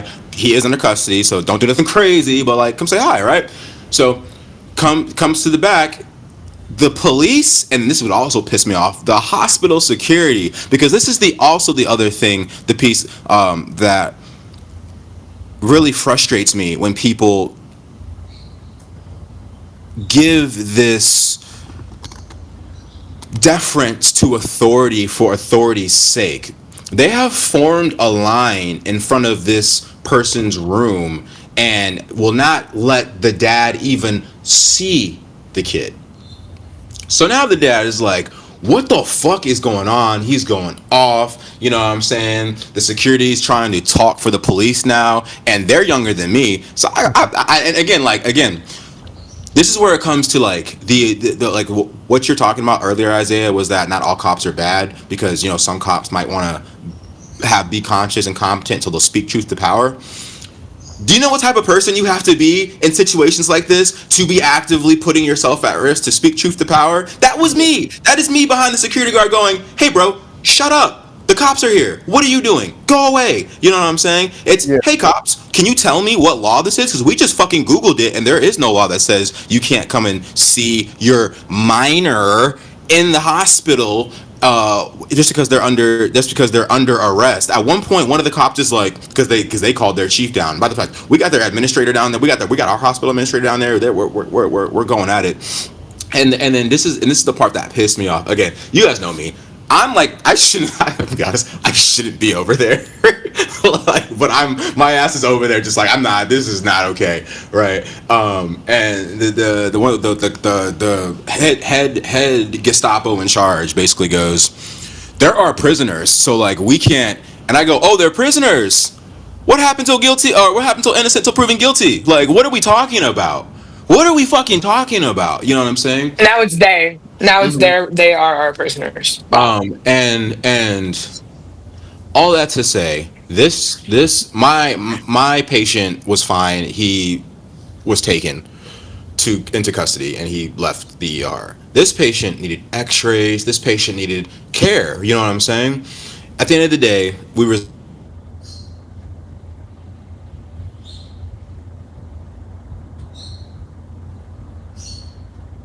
Did he? Hello? What was going to happen? You know what I'm saying? We're at a point right now where deference to authority allows individuals who aren't in a particular lived experience to not use their consciousness and competence to actually think about what's happening. This is not we can no longer just keep going with the flow, because the systems in place in this government are so racist, are so deference to capitalism, are so deference to authority, that if you're not taking a deeper look at policy, a deeper look at tradition, you're probably going along with massa, is all I'm saying. There is a different way we can do all of this. There are very few things this country does correct, so everything needs to be questioned, is all I'm saying. To you, Isaiah, to the people who are listening, to Black people who say, this is how I was raised, so this is how we're going to do it. No, we have free will. We can do whatever we want. We can change the system to be more equitable for all of us. And all I'm saying is, as these authoritarian fascist fucks in government are continuing to strip away human rights bit by bit by bit, take a second. Understand, it does not have to be this way. And because there's more of us than they are them, we can change it so it's different. I don't say all cops are bastards, so that the one cop who maybe ran into again, I'm going to say some fucking far-fetched idea because I don't believe this has ever happened, who maybe ran into a house on fire before the fucking fire department came and saved a 5-year-old girl is a shitty person. But I would say all cops are bastards, so we can get rid of this style of policing, and we can get to maybe a thing where we don't have cops, but we have public safety technicians who go to college for 4 years, who understand the law, who understand first aid, who don't have to run around in fucking military police grade gear to harass fucking drunk college kids getting on the Union Station train in DC. This, when you allow us when you allow yourself to give deference to authority because this is the way it's always been, you miss the point that authority, especially in this country, every day, every second, every minute is trying to take more and more of your autonomy. You know what I'm saying? Yeah, That's all I'm saying. I hear you. That's all I'm saying. I'm extreme with my language You know, because every person that has been raised by somebody at some point has probably heard the phrase of like, if everybody jumps off the bridge, would you jump? And it's like the bridge example makes you think that like it's always something insane that everybody is doing, and like, are you going to do that insane thing too? But sometimes sticking up for people, putting yourself in jeopardy seems insane, but like it's the right thing to do. And I think that regardless of your belief system and regardless of how you choose to vote, regardless of what you think money, like how we should do things with money, like we are now at a point where it is not like what you believe and what I believe being fundamentally different. It's like, no, like we're missing the plot. Like there's the right thing for humans that we're just not doing. And the connection piece, I think that a lot of people don't get. It's like we, particularly in American culture, Black people, Indigenous people, are extremely aware of the fact that this is not new behavior, this is not new treatment, and connecting the past to what's happening presently and pointing us in the direction of like our society is going to collapse if we don't collectively give a shit quickly.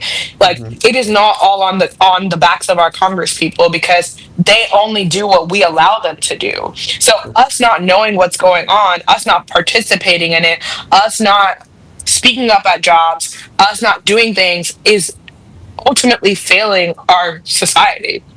And I think like that level of like wake up needs to be achieved and not like, and I'll say this as somebody who's like immigrated to the US and often talk about and fantasize about just getting the fuck because I don't care. Like I feel like this is not my problem.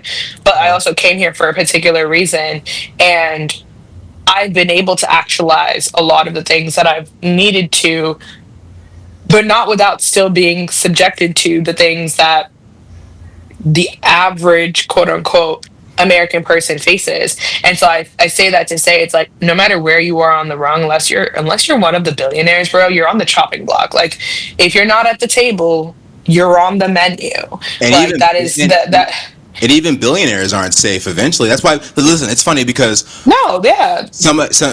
I think his name was Gary. I forget. He's an economist, a British economist. I'll send you guys his page. He's super dope, super intelligent, and he's super conscious. But basically, there's a reason why billionaires are giving all of their money to the far right. Because billionaires are competent. They understand this centered politics that we've been living in, at least for the 30 years that I've been in office, is coming to an end. It's going to go one or two ways. It's either going to go far right, authoritarianism, where we have this evangelical fundamentalist 2025 vision of what it means to be American, where we just want white people who are cisgendered and heterosexual to be the prime class, and if there are anybody who isn't that left, they are subjugated. We are giving deference to people with money, and if you're homeless, you're going to be thrown in a concentration camp and killed. Or Because that's the far right. That's one of the options. Or we can collectively move to a far left progressive situation where we reel in the powers of the presidency. We tax the fucking rich. We reinvest in social service systems that benefits all Americans, where we build community parks, where we give after school programs, where we make sure every child doesn't go to school or sleep hungry. And that's how we decrease violence in our communities without the need of policing, because it's already been fucking done. Examples are had. What I'm saying is this: you have an option every day in your life to push society towards one or the other, because even if you don't do anything, it's happening. It's already happening, my G. And again, I'm not talking to you, Isaiah. I know I'm like, it might seem like it, but like, no, you No, are no, a no, no, no. brother. I understand. Yeah, So yeah. with that in mind, though, I do again want to reemphasize: pay attention, listeners. What's happening in DC is not novel. DC has been trying to get autonomy over their area for many, many years. Obama didn't give it to them. Biden didn't give it to them. Donald Trump for sure as hell is not going to give it to them. And because they have this leeway and legality, they're trying with DC first. They are giving guns to the National Guard. And if you do not believe it will end with innocent black children being mowed down in Southeast DC, I need you to wake the fuck up, because you know what's going to happen next? It's going to be Baltimore. Then it's going to be New York. Then it's going to be Chicago. And you think if it's just going to stop there, white people? Just wait. It's going to happen in Memphis. It's going to happen in Tennessee. I'm just saying states now. I'm just saying whatever. I don't know why people. It's going to happen in Indiana. I don't fucking know. It's going to happen Memphis everywhere. isn't Tennessee, motherfucker. Yeah. Sorry. No, they're coming to your trailer. They're coming to a trailer park near you. Is the Near point. you, exactly. Because again, cannot stress Bitch, this you want to enough. talk about the ghettos like y'all don't got your own. The Anyway. the I've been cussing a lot on this podcast. I normally try not to. the point of Mad. authoritarianism is the structuring of power into a single individual person. Donald Trump wants to be a king. If you think at this does. point this nigga is gonna leave gracefully in 2028, you are insane. He's Fuck going no. to either try to steal the election, do another They're insurrection. actively trying to rewrite the fucking Constitution, for sure. Thank you. Okay, but also again, just like we juxtapose the I situation. don't understand like why American people are, as people who like overconsume so much media, act like you've seen this before. Act like you've seen a movie and predict the end, motherfucker. Yeah, Like it's yeah. always the way. This goes back to why the white people, always die in the fucking films, because you bitches can never see them coming. This It's nigga been a all making serial fucking killer. sense. This nigga been You a see, this serial is killer since he was connecting. missing from the first fucking scene. You But want him to eat your face off before you believe that he's a damn, there cannibal. was another point I wanted to make about DC and what's happening. No, I just wanted to add while you think about that. Okay, yeah. Customs Border Patrol. Hello, Customs and Border Patrol also is. It's not like they've mobilized not just the National Guard. They've Yeah. mobilized the Right. MPD. Yeah. They've mobilized the Customs and Border Protection. These people are not even like, some of these individuals aren't actually like trained for any like person to person police type situation. Yeah. And that's another thing. If we already had an issue with like how very little training and oversight there is for everyday actual uniformed officers, imagine grabbing anybody in a fucking uniform and be like, here, Bro, do the this. National Guard don't be in uniform more than like what, twice a month, and they're gonna get these guys guns in these cities. But again, what I want to juxtapose is for the individuals who might peep into this podcast to hate listen, the individuals who might peep into this podcast and are more centered. They're not as far left as I am or progressive, and they're like, well, DC does have a lot of crime, and they come from bumfuck wherever, they haven't been in a big city, so they're scared to walk alone at night.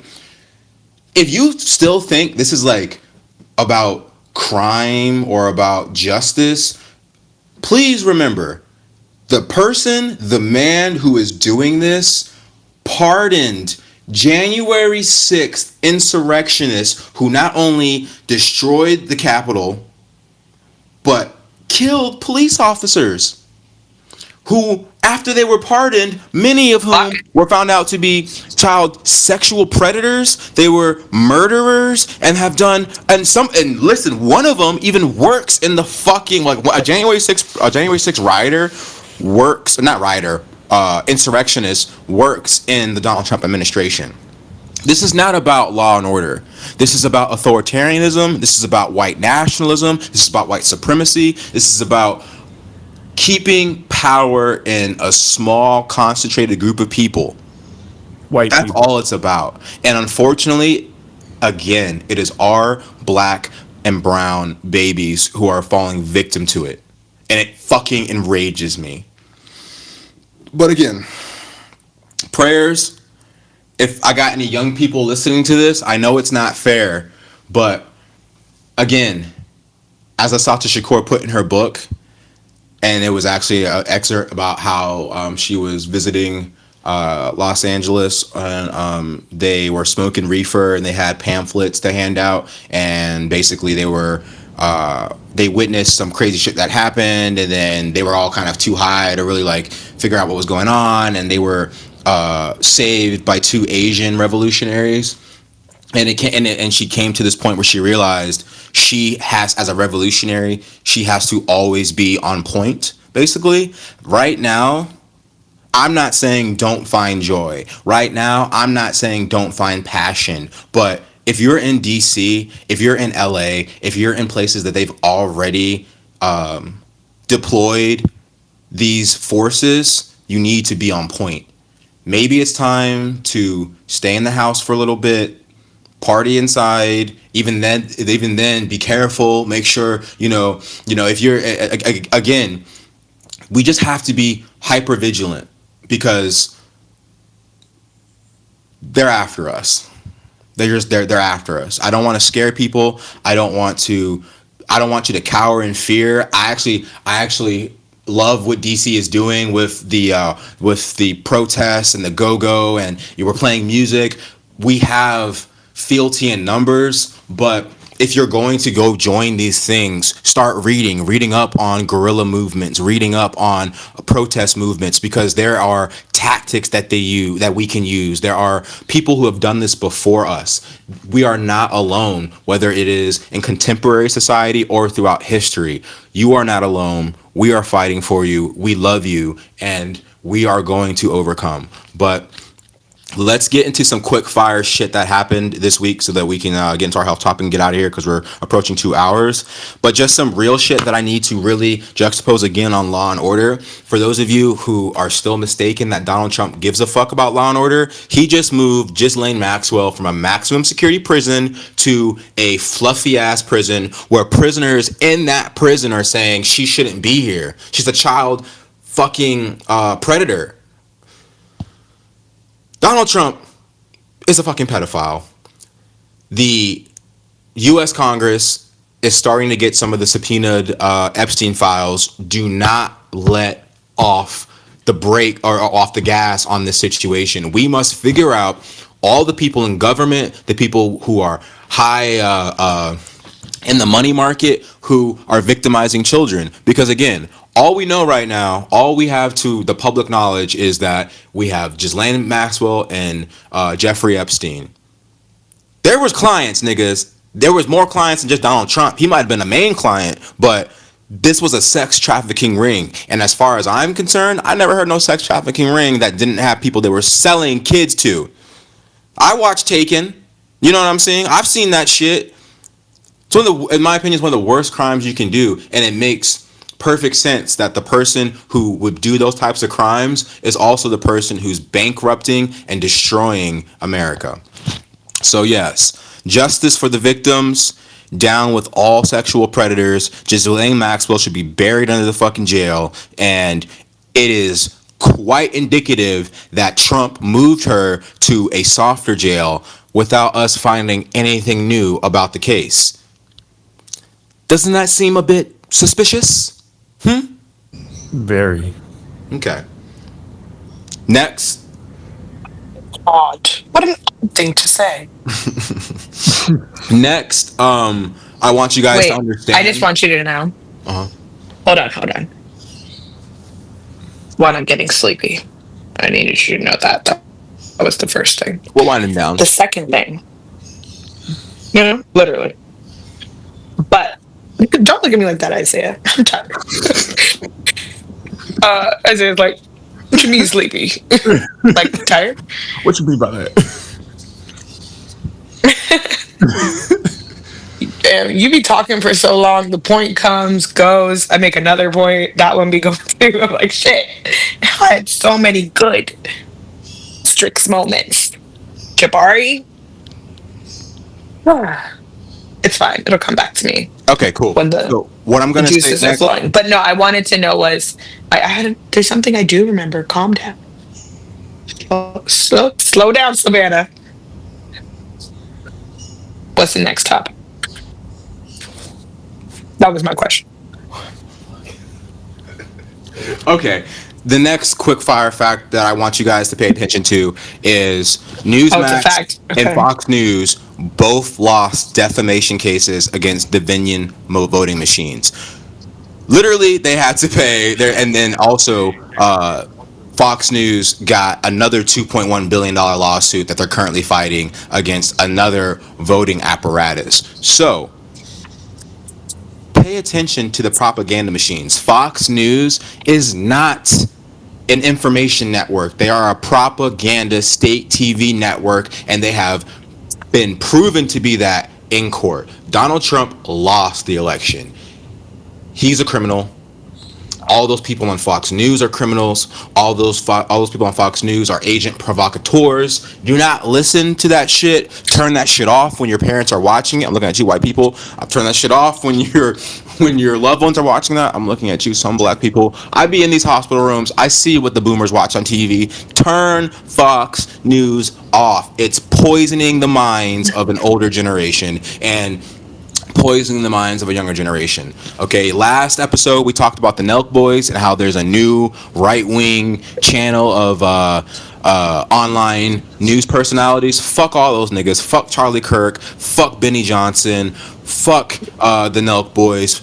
Honestly, Andrew Schultz, bro, fuck you too, dog. Because I need you to not just apologize. Because this is the big thing too that I think in this country we oftentimes get away from. I'm sick and tired of apologies without atonement. Okay, these people cannot just apologize away their mistakes that are now breaking up families, ruining lives, destroying the country. We need atonement. Okay, we need atonement, or I don't believe you. That's that on that. So Fox News, right-wing online personalities, they're agent provocateurs. Okay. Lastly, not lastly, this kind of goes into. I should have talked about this with this Ghislaine Maxwell situation, but bro, the Republican Party is infiltrated with sexual predators. Okay, I'm just gonna run down a list of some cases that have just come out. There was a former Trump spiritual advisor who faces charges for child sex crimes. South Carolina Representative R.J. May has been charged with distributing CP. And there was another one. Yeah, just the general Epstein cover up. Like, we need to have, for lack of a better phrase, a come to Jesus moment with the forces that we're fighting against and why it seems there's so much projection from that side on issues that their side overwhelmingly is dealing with, right? I'm not saying Democrats are holy. I'm not saying Democrats are unregulated capitalists who will throw the American working class under the bus for a few more $1 million. But what I am saying is, I don't remember the last Democrat that was found to be fucking kids. I don't remember the last You hear Democrat most that of was it. found to be allowing Israeli sex criminals to jettison back to Israel after they were found with CP on their devices. Pay attention to what's happening, guys. This shit is not a game. This shit is not a joke, okay? This shit is gross. This shit is disgusting. And we need to fucking root it out of our government politics and throw these people under the fucking jail, bro. Jesus. Lastly, we'll get into some Trump updates, okay? Some shit That was twice that you called on Jesus. okay. Just want to put that out there, guys. Okay. You heard it. Okay. a come to Jesus moment, for lack of better term, even though everybody knows exactly what that term means. And if you knew what it meant, it kind of implies that you might believe it. Anyway, Okay. I'm your neighborhood annoying Christian. So some big things that Would you like a Bible? some big things that kind of really Yeah, that made him smile. some the Bible is so hard to read, bro. Like I be trying to read that shit sometimes and it'd be like, bro, Only because you niggas are illiterate. You need to read it like it's the illiterate. best soap opera you've ever. Not you, but yeah, you sometimes. You be fucking up for simple words. Simple words. Nigga, you Dude. know how to say that word. Nigga, do you mean fatigue? Like, what's wrong with you? Whoa. Fatigue way is not a thing. You can read the new, No, but the new version. New version is pretty clear. a new. Okay, no, we're not. Example, please. Listen, guys. They're all stories, Guys, and there's a million versions. we'll joke in the after. I'm just saying, We'll you can joke read it. in the after hours. Let's get through this real quick. Because actually, I had a conversation with a coworker last night who really Good book worried for the me coffee. because she didn't know some of this stuff. But so the Trump administration has officially removed the IRS direct file program. For those of you who don't know what that was, it was the ability for you to not have to use TurboTax or some other pay service to file your taxes if you make under a certain amount of money. So why would we do that? Because the current government hates the working class, okay? They also stripped down the area of the IRS that adjudicates and I'm starting to turn investigates white-collar financial crimes. The area that every dollar spent by that part of the agency saved the American working class $7. So, yeah, fuck them for that. Next, Don't pay your taxes. 2026. Starting a new trend. the White House also got caught deleting parts of the Constitution. If you're not on social media in the, I don't want to say correct ways, but in the somewhat, what do you call it? What the fuck is it? What the fuck am I trying to say? In the ways that What are you trying to say? inform you, you might have missed the fact that the online so the White House has the Constitution on the federal site, and they deleted parts of, I think, Article 2 of the Constitution on the website, which basically was the right for habeas corpus, which basically means every person is entitled to a trial before they are sentenced or put in prison, type shit, as well as type shit. Wow, I'm so fucking black, yo. What am I trying to say? I don't know. Throw in some AAVE. Fuck. Can someone really find like what parts of that that was? I'm gonna Google it too myself. I'm not trying to have any dead air on the mic. What do you want someone to look up? What parts of the Constitution did they delete? Probably the parts that say you can't run for president again. So they said Probably that the parts that say you can be a fucking Yeah, okay, so felon. here we go. The official government site run by the Library of Congress, sections from Article 1 of the Constitution, including sections that implement the power of Congress, provides checks against the president, congressional oversight of D.C., and govern the military, were removed. This basically... Now, we could have guessed that. And basically... All the stuff that he's doing that's illegal right now. Exactly. And once there was an uproar, again, once the people who are the majority were like, what the fuck is happening? The White House had to put out this fake ass lie that said, oh, we were doing like some system checks and a part got deleted, but we re-implemented it. It's all good now. Pay attention, guys. Pay fucking attention. What was the other crazy shit they did? Who was the person that two things. Hey, calm down. The Trump administration. Isaiah was trying to say something. Oh, I'm sorry, Isaiah. What were you trying to say? No, I was just saying, go look that shit up. Confirm it yourself. Yeah. Always And Stop actually, being a lazy fuck. download the Constitution. You can. I've downloaded a pocket Constitution, but on top of that, in a way, So you can read the Constitution, but not the Bible. Crazy.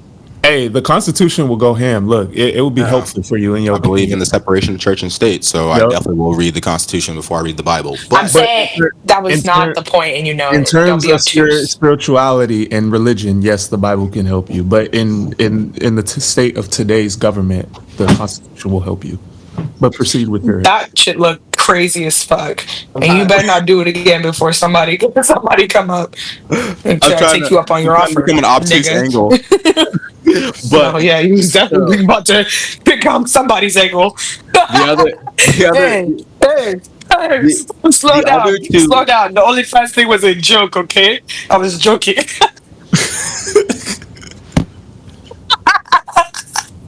Right, being the brunt of the joke. The other piece of revisionist history. Wait, sorry, that is so funny. Please don't cut that out.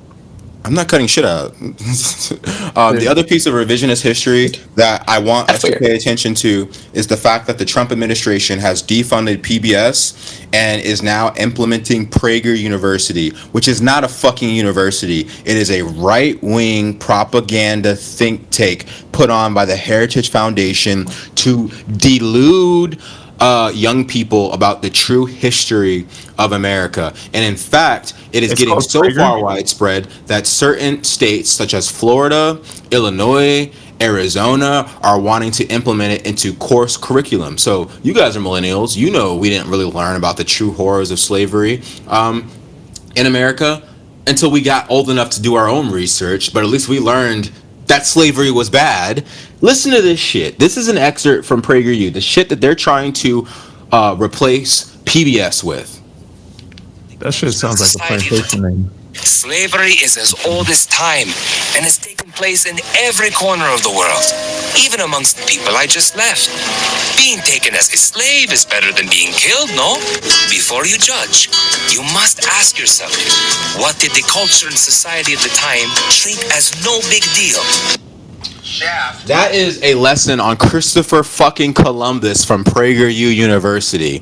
For those of you also who want to like cowtail for some black conservatives who might be speaking the right way on like Palestine right now because they're anti-Semitic, Candace Owens has done some lessons for PragerU University. But all I want to say is this is the brainwashing they are trying to implement on our children. We must not let this happen. Slavery was bad. And no, it was not better to be a slave than to be killed. Give me liberty or give me death? Does that ring any bells? I'll give you all another one, right? Wakanda Forever. What is the coldest line by Killmonger in that movie? Bury me in the ocean like my ancestors who knew it was better to be in death than to live a life of incarceration or slavery. I kind of butchered that line, I'm gonna be honest, so I'll post it on the fucking the vibe page when we do it, but you get the sentiment. Slavery, It wasn't giving Michael B. Jordan. It wasn't even giving Michael C. Jordan. well, it wasn't, yeah, you're right. Come on, it was Michael B. Jordan. It was Michael J. Jordan. It was, Jabari.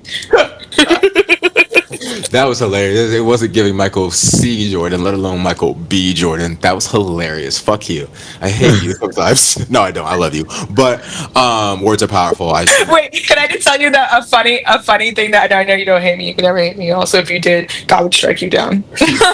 But anyway, I'm a false trademark. he would. Jabari's seen it. Jabari's seen it. Name nigga that crossed me that didn't get crossed back. Same thing with my girl, bro. God cross you up. Same thing with my girl, bro. That's just crazy, dog. God will cross you up on my behalf while I go about my day. I got a sinner Vengeance right is fuck mine, now. saith the Lord. Anyway. Look at Isaiah. I'm giving him PTSD. He's like, hey, what the y'all? Wait, speaking of being funny, there's a Nigerian comedian named Ike. I don't know what his actual last name is, but on Instagram it's Ike Slimster. Yeah, that guy, exactly. Were you just pretending to be him just now? No. Yes, you. Okay. You're just regular stimming. Got it. Either way, he's like a good example, I feel like, of someone who's like funny, but also talks about like real shit and is like, hey guys, like unplug, touch grass. And I follow him across like multiple platforms, and he does it like in different ways on every platform, which I think is pretty intentional as well. But anyway, recently went to go see him. perform in DC, and met his manager, and his manager was like, "Send me a clip," and I was like, "I think that's great." So basically, guys, if I wanted to go into comedy, I've got to connect. Don't go into comedy. That was a cool fact I No, wanted to share. do it. Let's go to an open mic. I'm always Why? down I'm for already a people to professional. express themselves, and I didn't say do it for a career, nigga. Don't quit your day job yet. like if you want to start doing some Or it's just like quit your career. Quit your career. Be comedy. she passes the board. And she's like, okay, I did this. Fuck this. What else can I do? Right. God damn, we know you're powerful already, Nautica. Get some money first, please. We need it. I don't need money. I transcend money. Money finds me.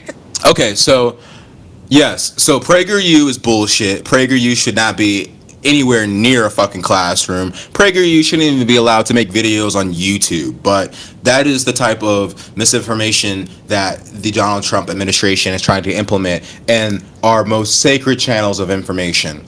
Secondly, I know you guys heard what Donald Trump is trying to do with the Smithsonian, which Donald Trump, the product of a white racist father. Let me guess. It wasn't visit and actually read something. Wait, what?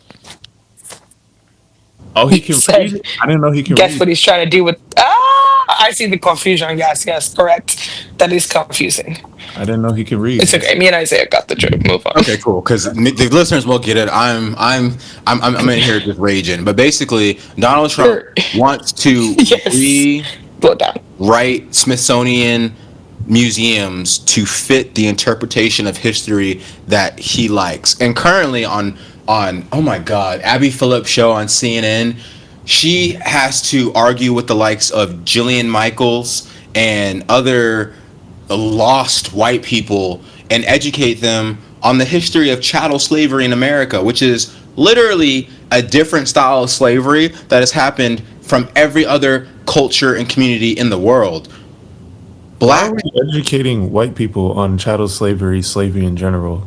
Because if we do not combat these types of misinformation campaigns, unfortunately, the next generation, I don't know how many, but even one is too many, will be deluded into forgetting the history that created this country, and those who forget history are doomed to repeat it, i.e. what's happening right the fuck now in this country. I'm sorry, that was not to you, Isaiah. No. It's just crazy how we have to educate white people and tell white people about slavery, and then like... No, listen, I agree. That shit is crazy to me. If I see Abby Phillips on the street of New York, I'm going to plead with my sister to stop allowing these white agent provocateurs to get on her show and mislead the public, because she's doing a great job of combating these propaganda campaigns. And I understand that, and probably in large part, it's CNN who is forcing her to have these types of guests on her show. But it is infuriating to watch the likes of Ghislaine Maxwell, some fat burner fitness bullshit influencer from the early 2000s, open her raggedy ass mouth and try to speak propaganda to a black woman about the history of slavery in America. Like, how fucking dare you? Like, I don't believe in the concept of a heaven and hell, I'm gonna be honest. But sometimes I'm like, some of you niggas need to go to hell. I'm just gonna be honest. Go to hell, stay there. I don't believe in what Michelle Obama says, when they go low, we kick them in the fucking face. Because I'm tired of this shit. I'm tired of the disrespect. Hey. What? Hell is a Christian concept. I know. I just said I don't believe in either. I'm just saying. Yeah. Oh, okay. I know other religions don't have a fucking hell. Cool. I also know, like, the ones you the like? connection between Islam, Judaism, and fucking Christian. Okay, sorry. Let me stop. We're getting back into a religion conversation. I don't Whoa. So Run it back. basically though, You better take that back before you end up in hate. we must protect our history. We must protect the true history of America. If you're a white person who feels shame or who feels bad when we talk about history, that's like a personal problem, man. Because it's got nothing to do with you if you're not being a person who desecrates or tries to misremember history.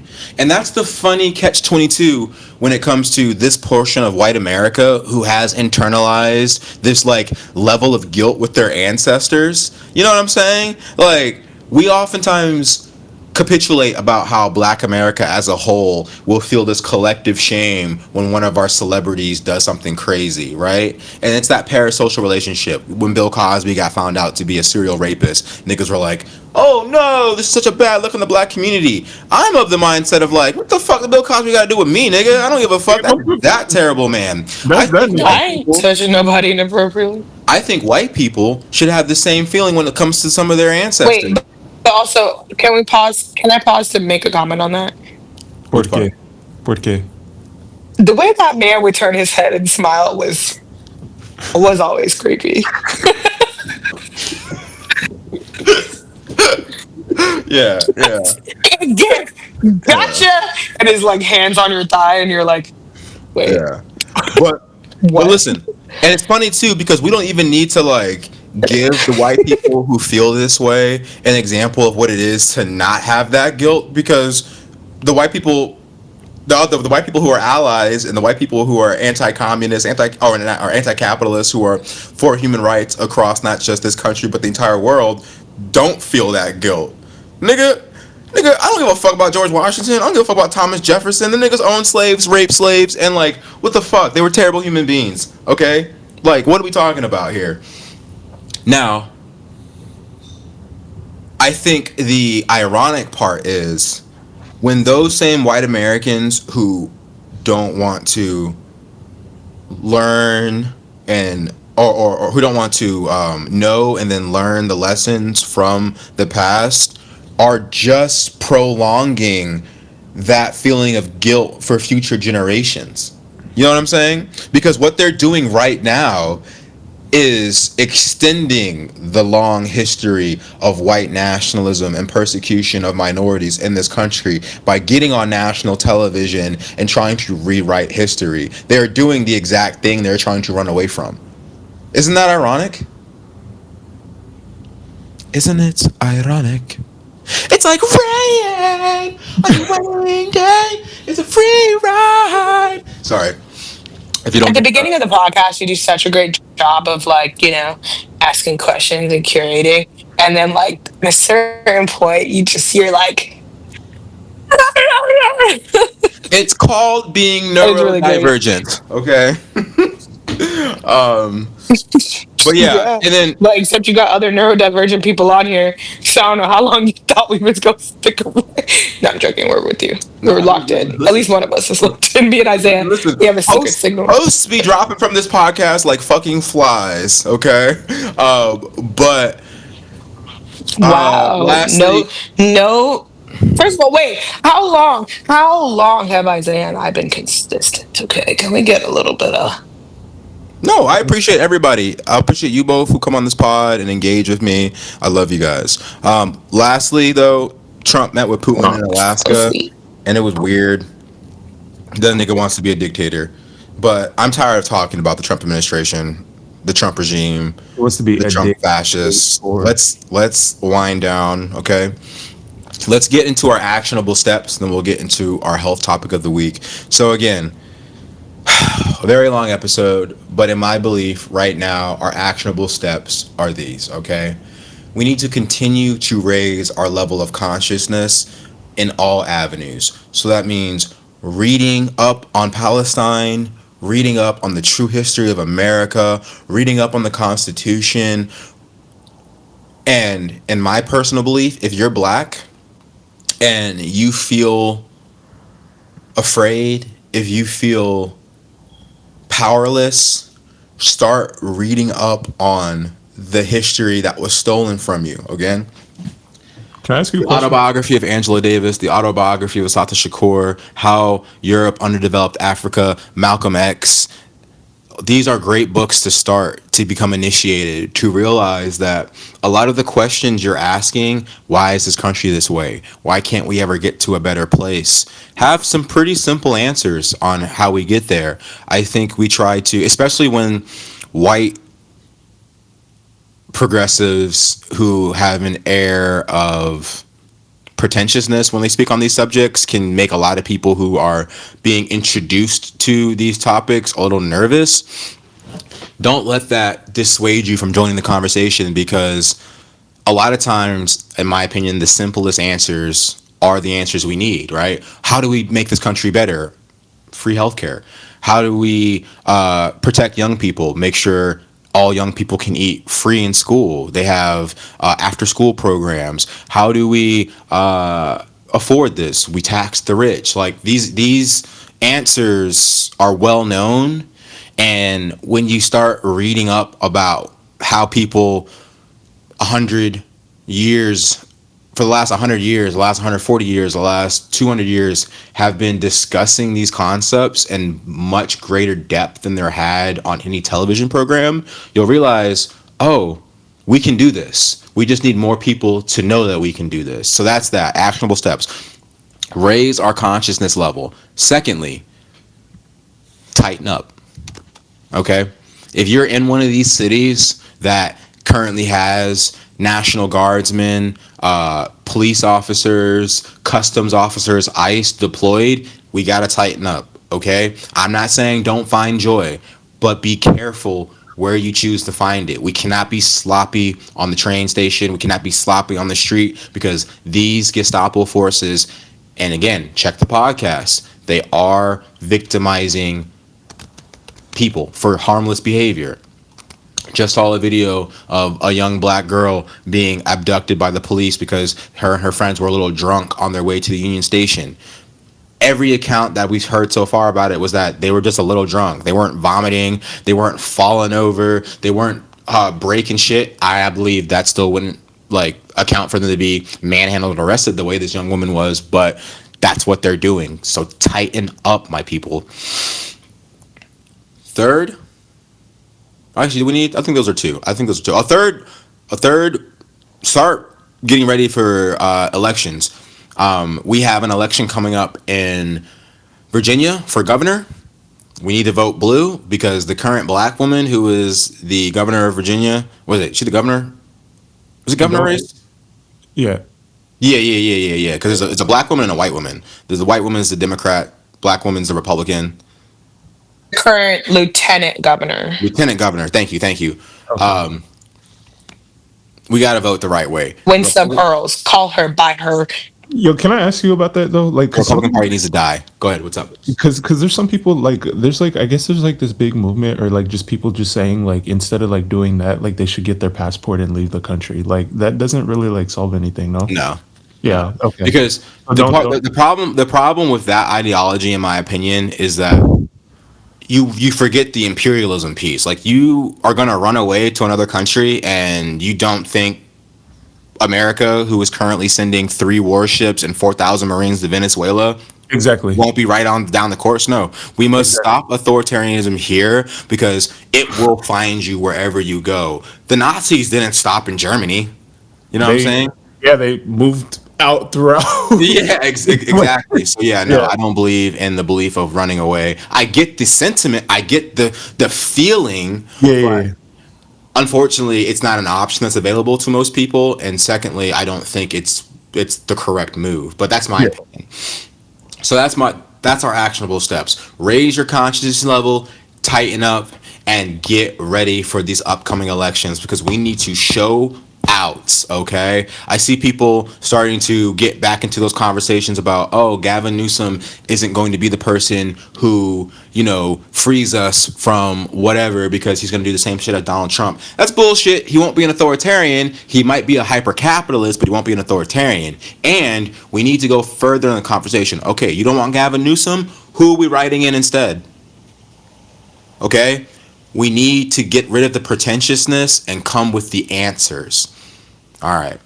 That's my actionable steps. You guys got any actionable steps you want to give, or can we move into the health topic and get out of here?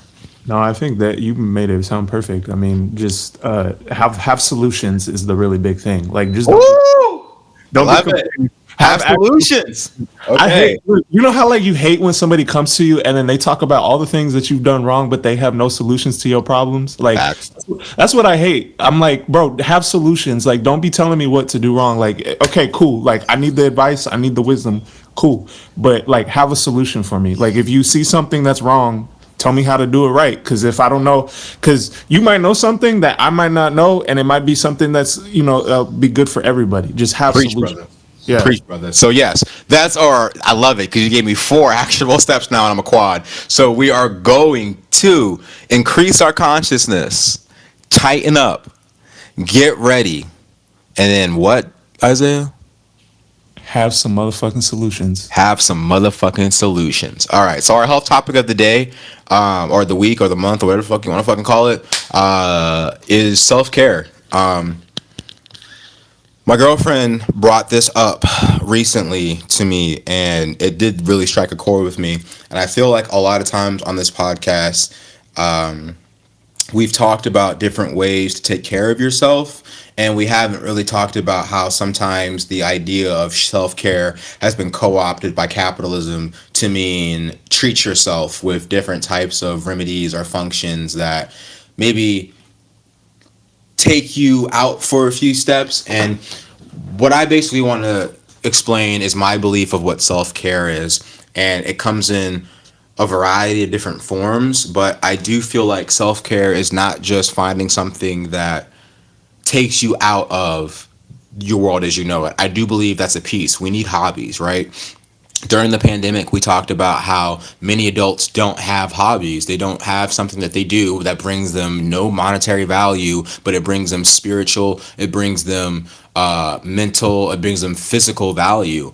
Have some hobbies, bro. Go work out if that's what you enjoy. Go blow bubbles if that's what you enjoy. Go skateboard. Go running. Go kick a ball. Go fucking play ping pong. Your self-care cannot, and your life and your entertainment and your hobby can not just be, let me go take my mind and put it in a inebriated state.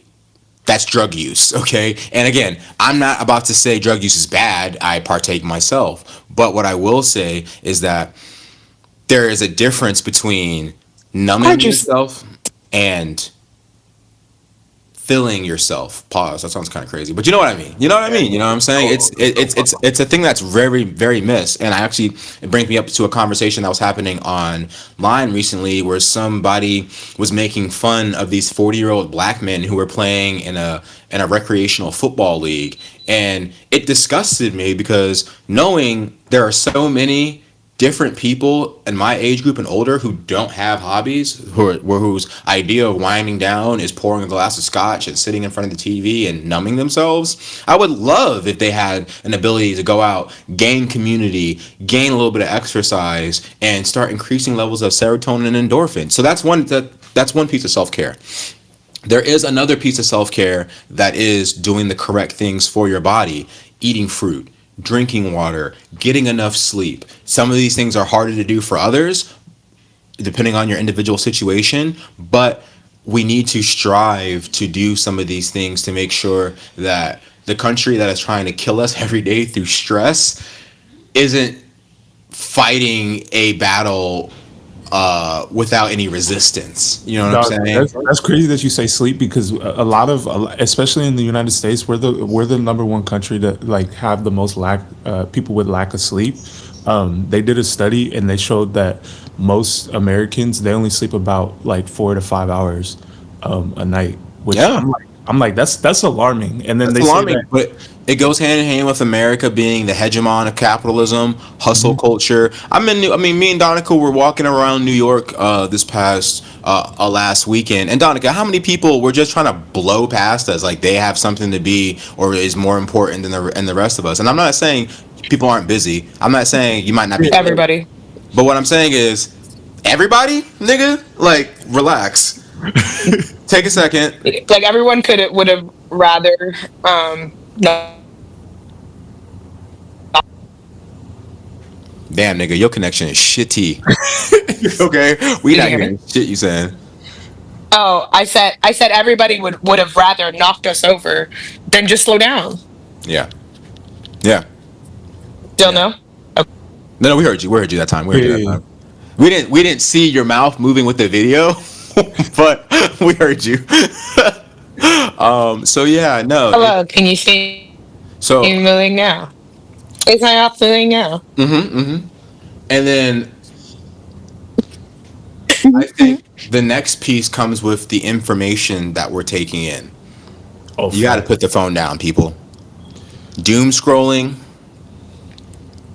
Comparison. mindless television, constant distraction is not going to fill you the same way that taking in knowledge, information will. As a person who, I hate to say it, fell out of my relationship with books for a good few many years there. And also, I think there's bullshit reading you can do too, but let's if you're reading, it's I think it's better than if you're fucking scrolling.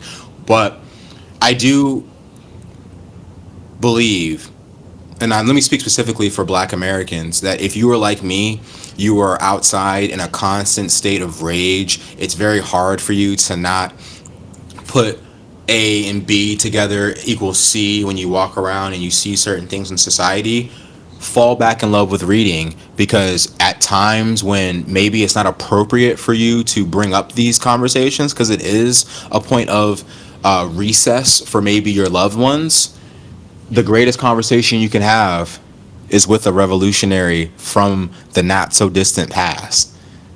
I truthfully believe that. It calms me, it gives me companionship, it allows me to kind of, I still haven't perfected it, okay, as Donica and Isaiah and Maya will attest to you all, but I believe I've gotten a little better, you know what I'm saying? I still have a long way to go, but it's helping me out. But that's where I'm at with it. Do you guys have anything that gives you guys believe self-care is or isn't?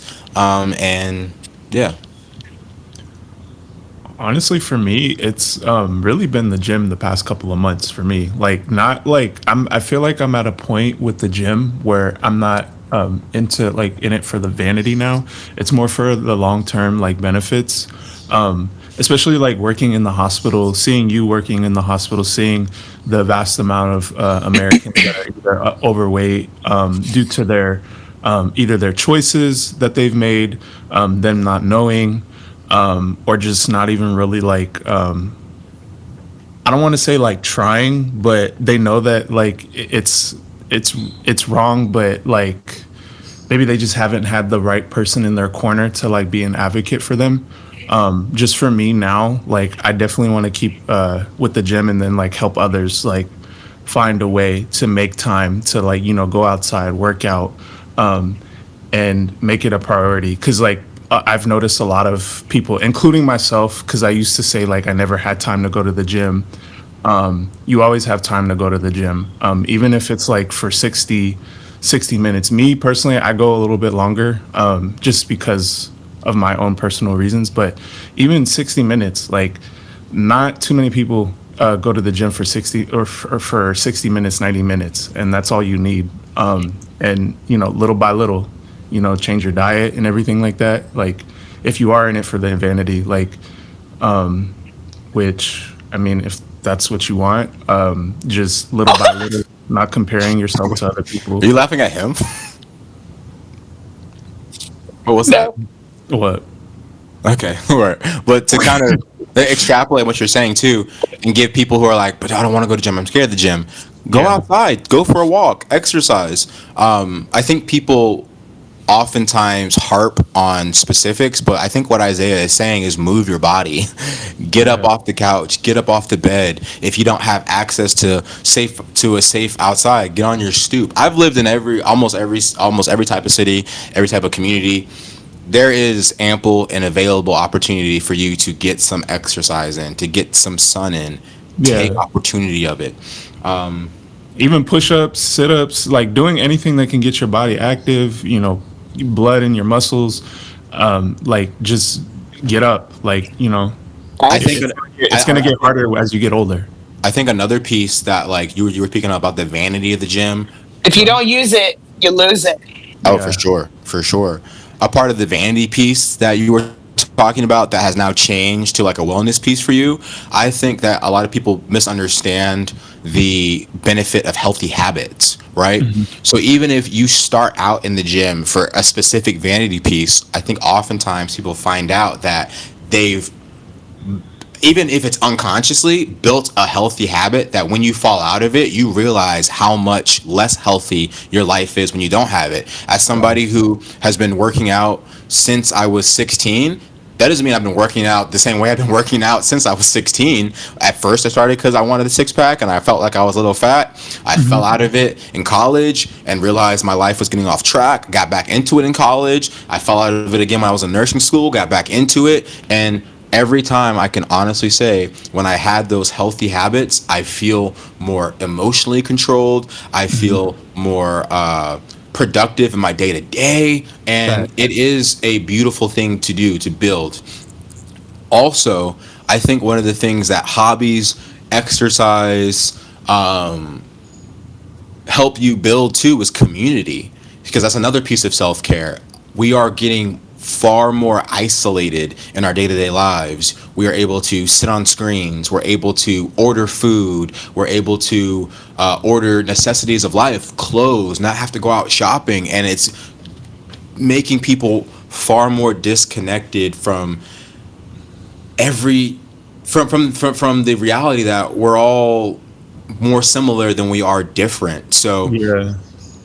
go It out reminds there. me of like the movie. You know, have you seen Wall-E? Like where the people like Yeah, they're in those, I mean, I haven't yeah, seen it, but I've seen yeah, it, so I know what yeah. you're That's exactly. I feel like that's exactly where we're heading to. Like that, like just way of life is gonna it's gonna be like that probably in the and maybe after 2030.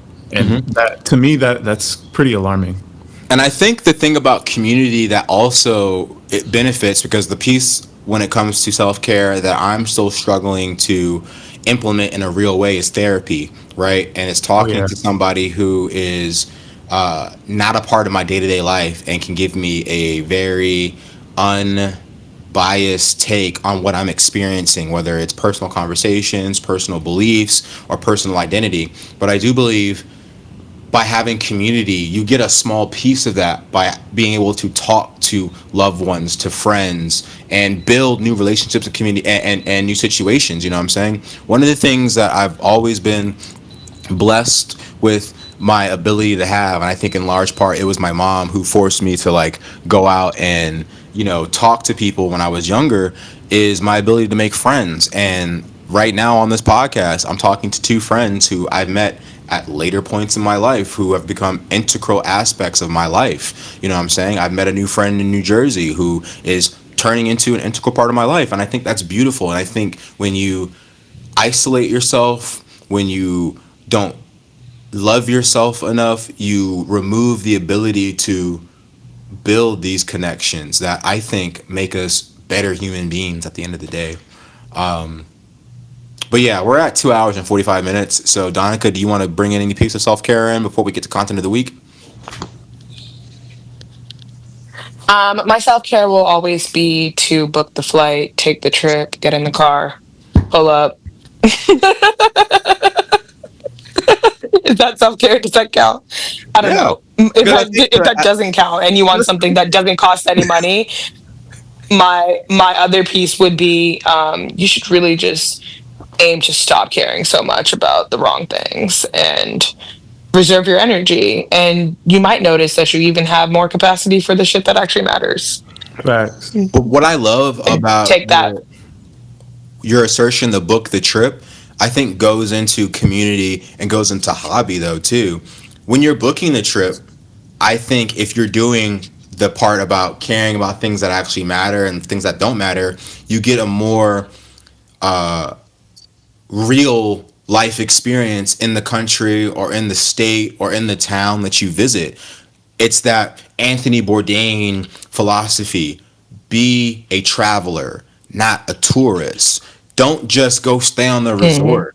Go interact with people, have a conversation with somebody of a different origin. I remember when me and Tete went to Costa Rica, we took surf lessons. Oh, see your loved ones. Do a new activity together, We ended up share like we ended up surf. Look at that. we ended up hitting it off with the surf instructors to the point where one of the homies went got a fucking 6-pack of beer. We ended up having a kumbaya session on the fucking beach. We went and got changed. An hour later, happened to see them again on the road, and then went off and had a great night. Like, and again, I'm talking about. Yeah, no, like there's adventure exists everywhere. You just have to be open to it, Yeah. right? And And I feel listen, like a lot of people like have lost their sense of adventure, and there's a lot of things. As someone who's traveled, whether I've had $0 or someone who's had like a significant amount more, it never stops. wait, The hold up, hold up, feeling that you hold up. get I'm thinking is about not more. related to the experience or the amount of what. I'm alright. Hair flip. But no, I mean, like realistically, like obviously, well, I don't know. Do I talk about the fact that I have a travel agency? Anyway, if I don't, I have a travel agency, and like the slogan, if I was like like if you had to pick one, or if you went on our website, there's a quote that's like, "See the world, find yourself," and it's like that's a direct reflection of like my own life experience, and every time I have gained perspective, it's been through people, and there are people everywhere, and you can go alone, you can go with other people, but there's a whole lot more life than whatever your little bubble is in, and that includes people who are like quote unquote well traveled but leave and only do the shit that like they see other people do online, and don't just like allow themselves to have like a sense of adventure. Like go wander, lose yourself a little bit, find your way again, like do those things. And even those people that are like, I've already been there, I wouldn't want to go back. Okay. Like you also, never mind, I was going to make a rude comment, I'm not going to make that Yeah, comment. we don't need that. We But get the point. the We get point the point. We being get the that point. if I you get the point. But if I had to pick a, yeah, that would be like my monetary self-care always. I also do think like I was listening, like as you guys were talking about other things, like investing into your health is an investment into more than one aspect of you, and it pays in ways that like are more lucrative in the long run than going to get like Botox or whatever other thing you might be considering that costs money. But yeah, invest in yourself and like pour into yourself in like tangible ways that are gonna you're gonna remember in the future. Facts. That's my take. All right, so let's get into content of the week and let's get out of here, guys. So, any content you guys got? I don't think I have anything this week, honestly. All right, that's okay. I got some. Oh, Oh, go ahead. I've been listening to the Amare album, and it's called Black Star, which I don't think I knew that she was Ghanaian. I'm assuming she's Ghanaian because it's like Ghanaian black background. It's called Black Star. But some really interesting music on there. Really like into her. I went to an Amare concert by myself last year, and I would say like I knew maybe like 50% of her discography at the time. And even with like knowing 50% of it, like listening to more after, this album feels like different to me. And there's a Oh, song she called got Fine Pink Shit. Pantheress on And it's here. so, Charlie Wilson.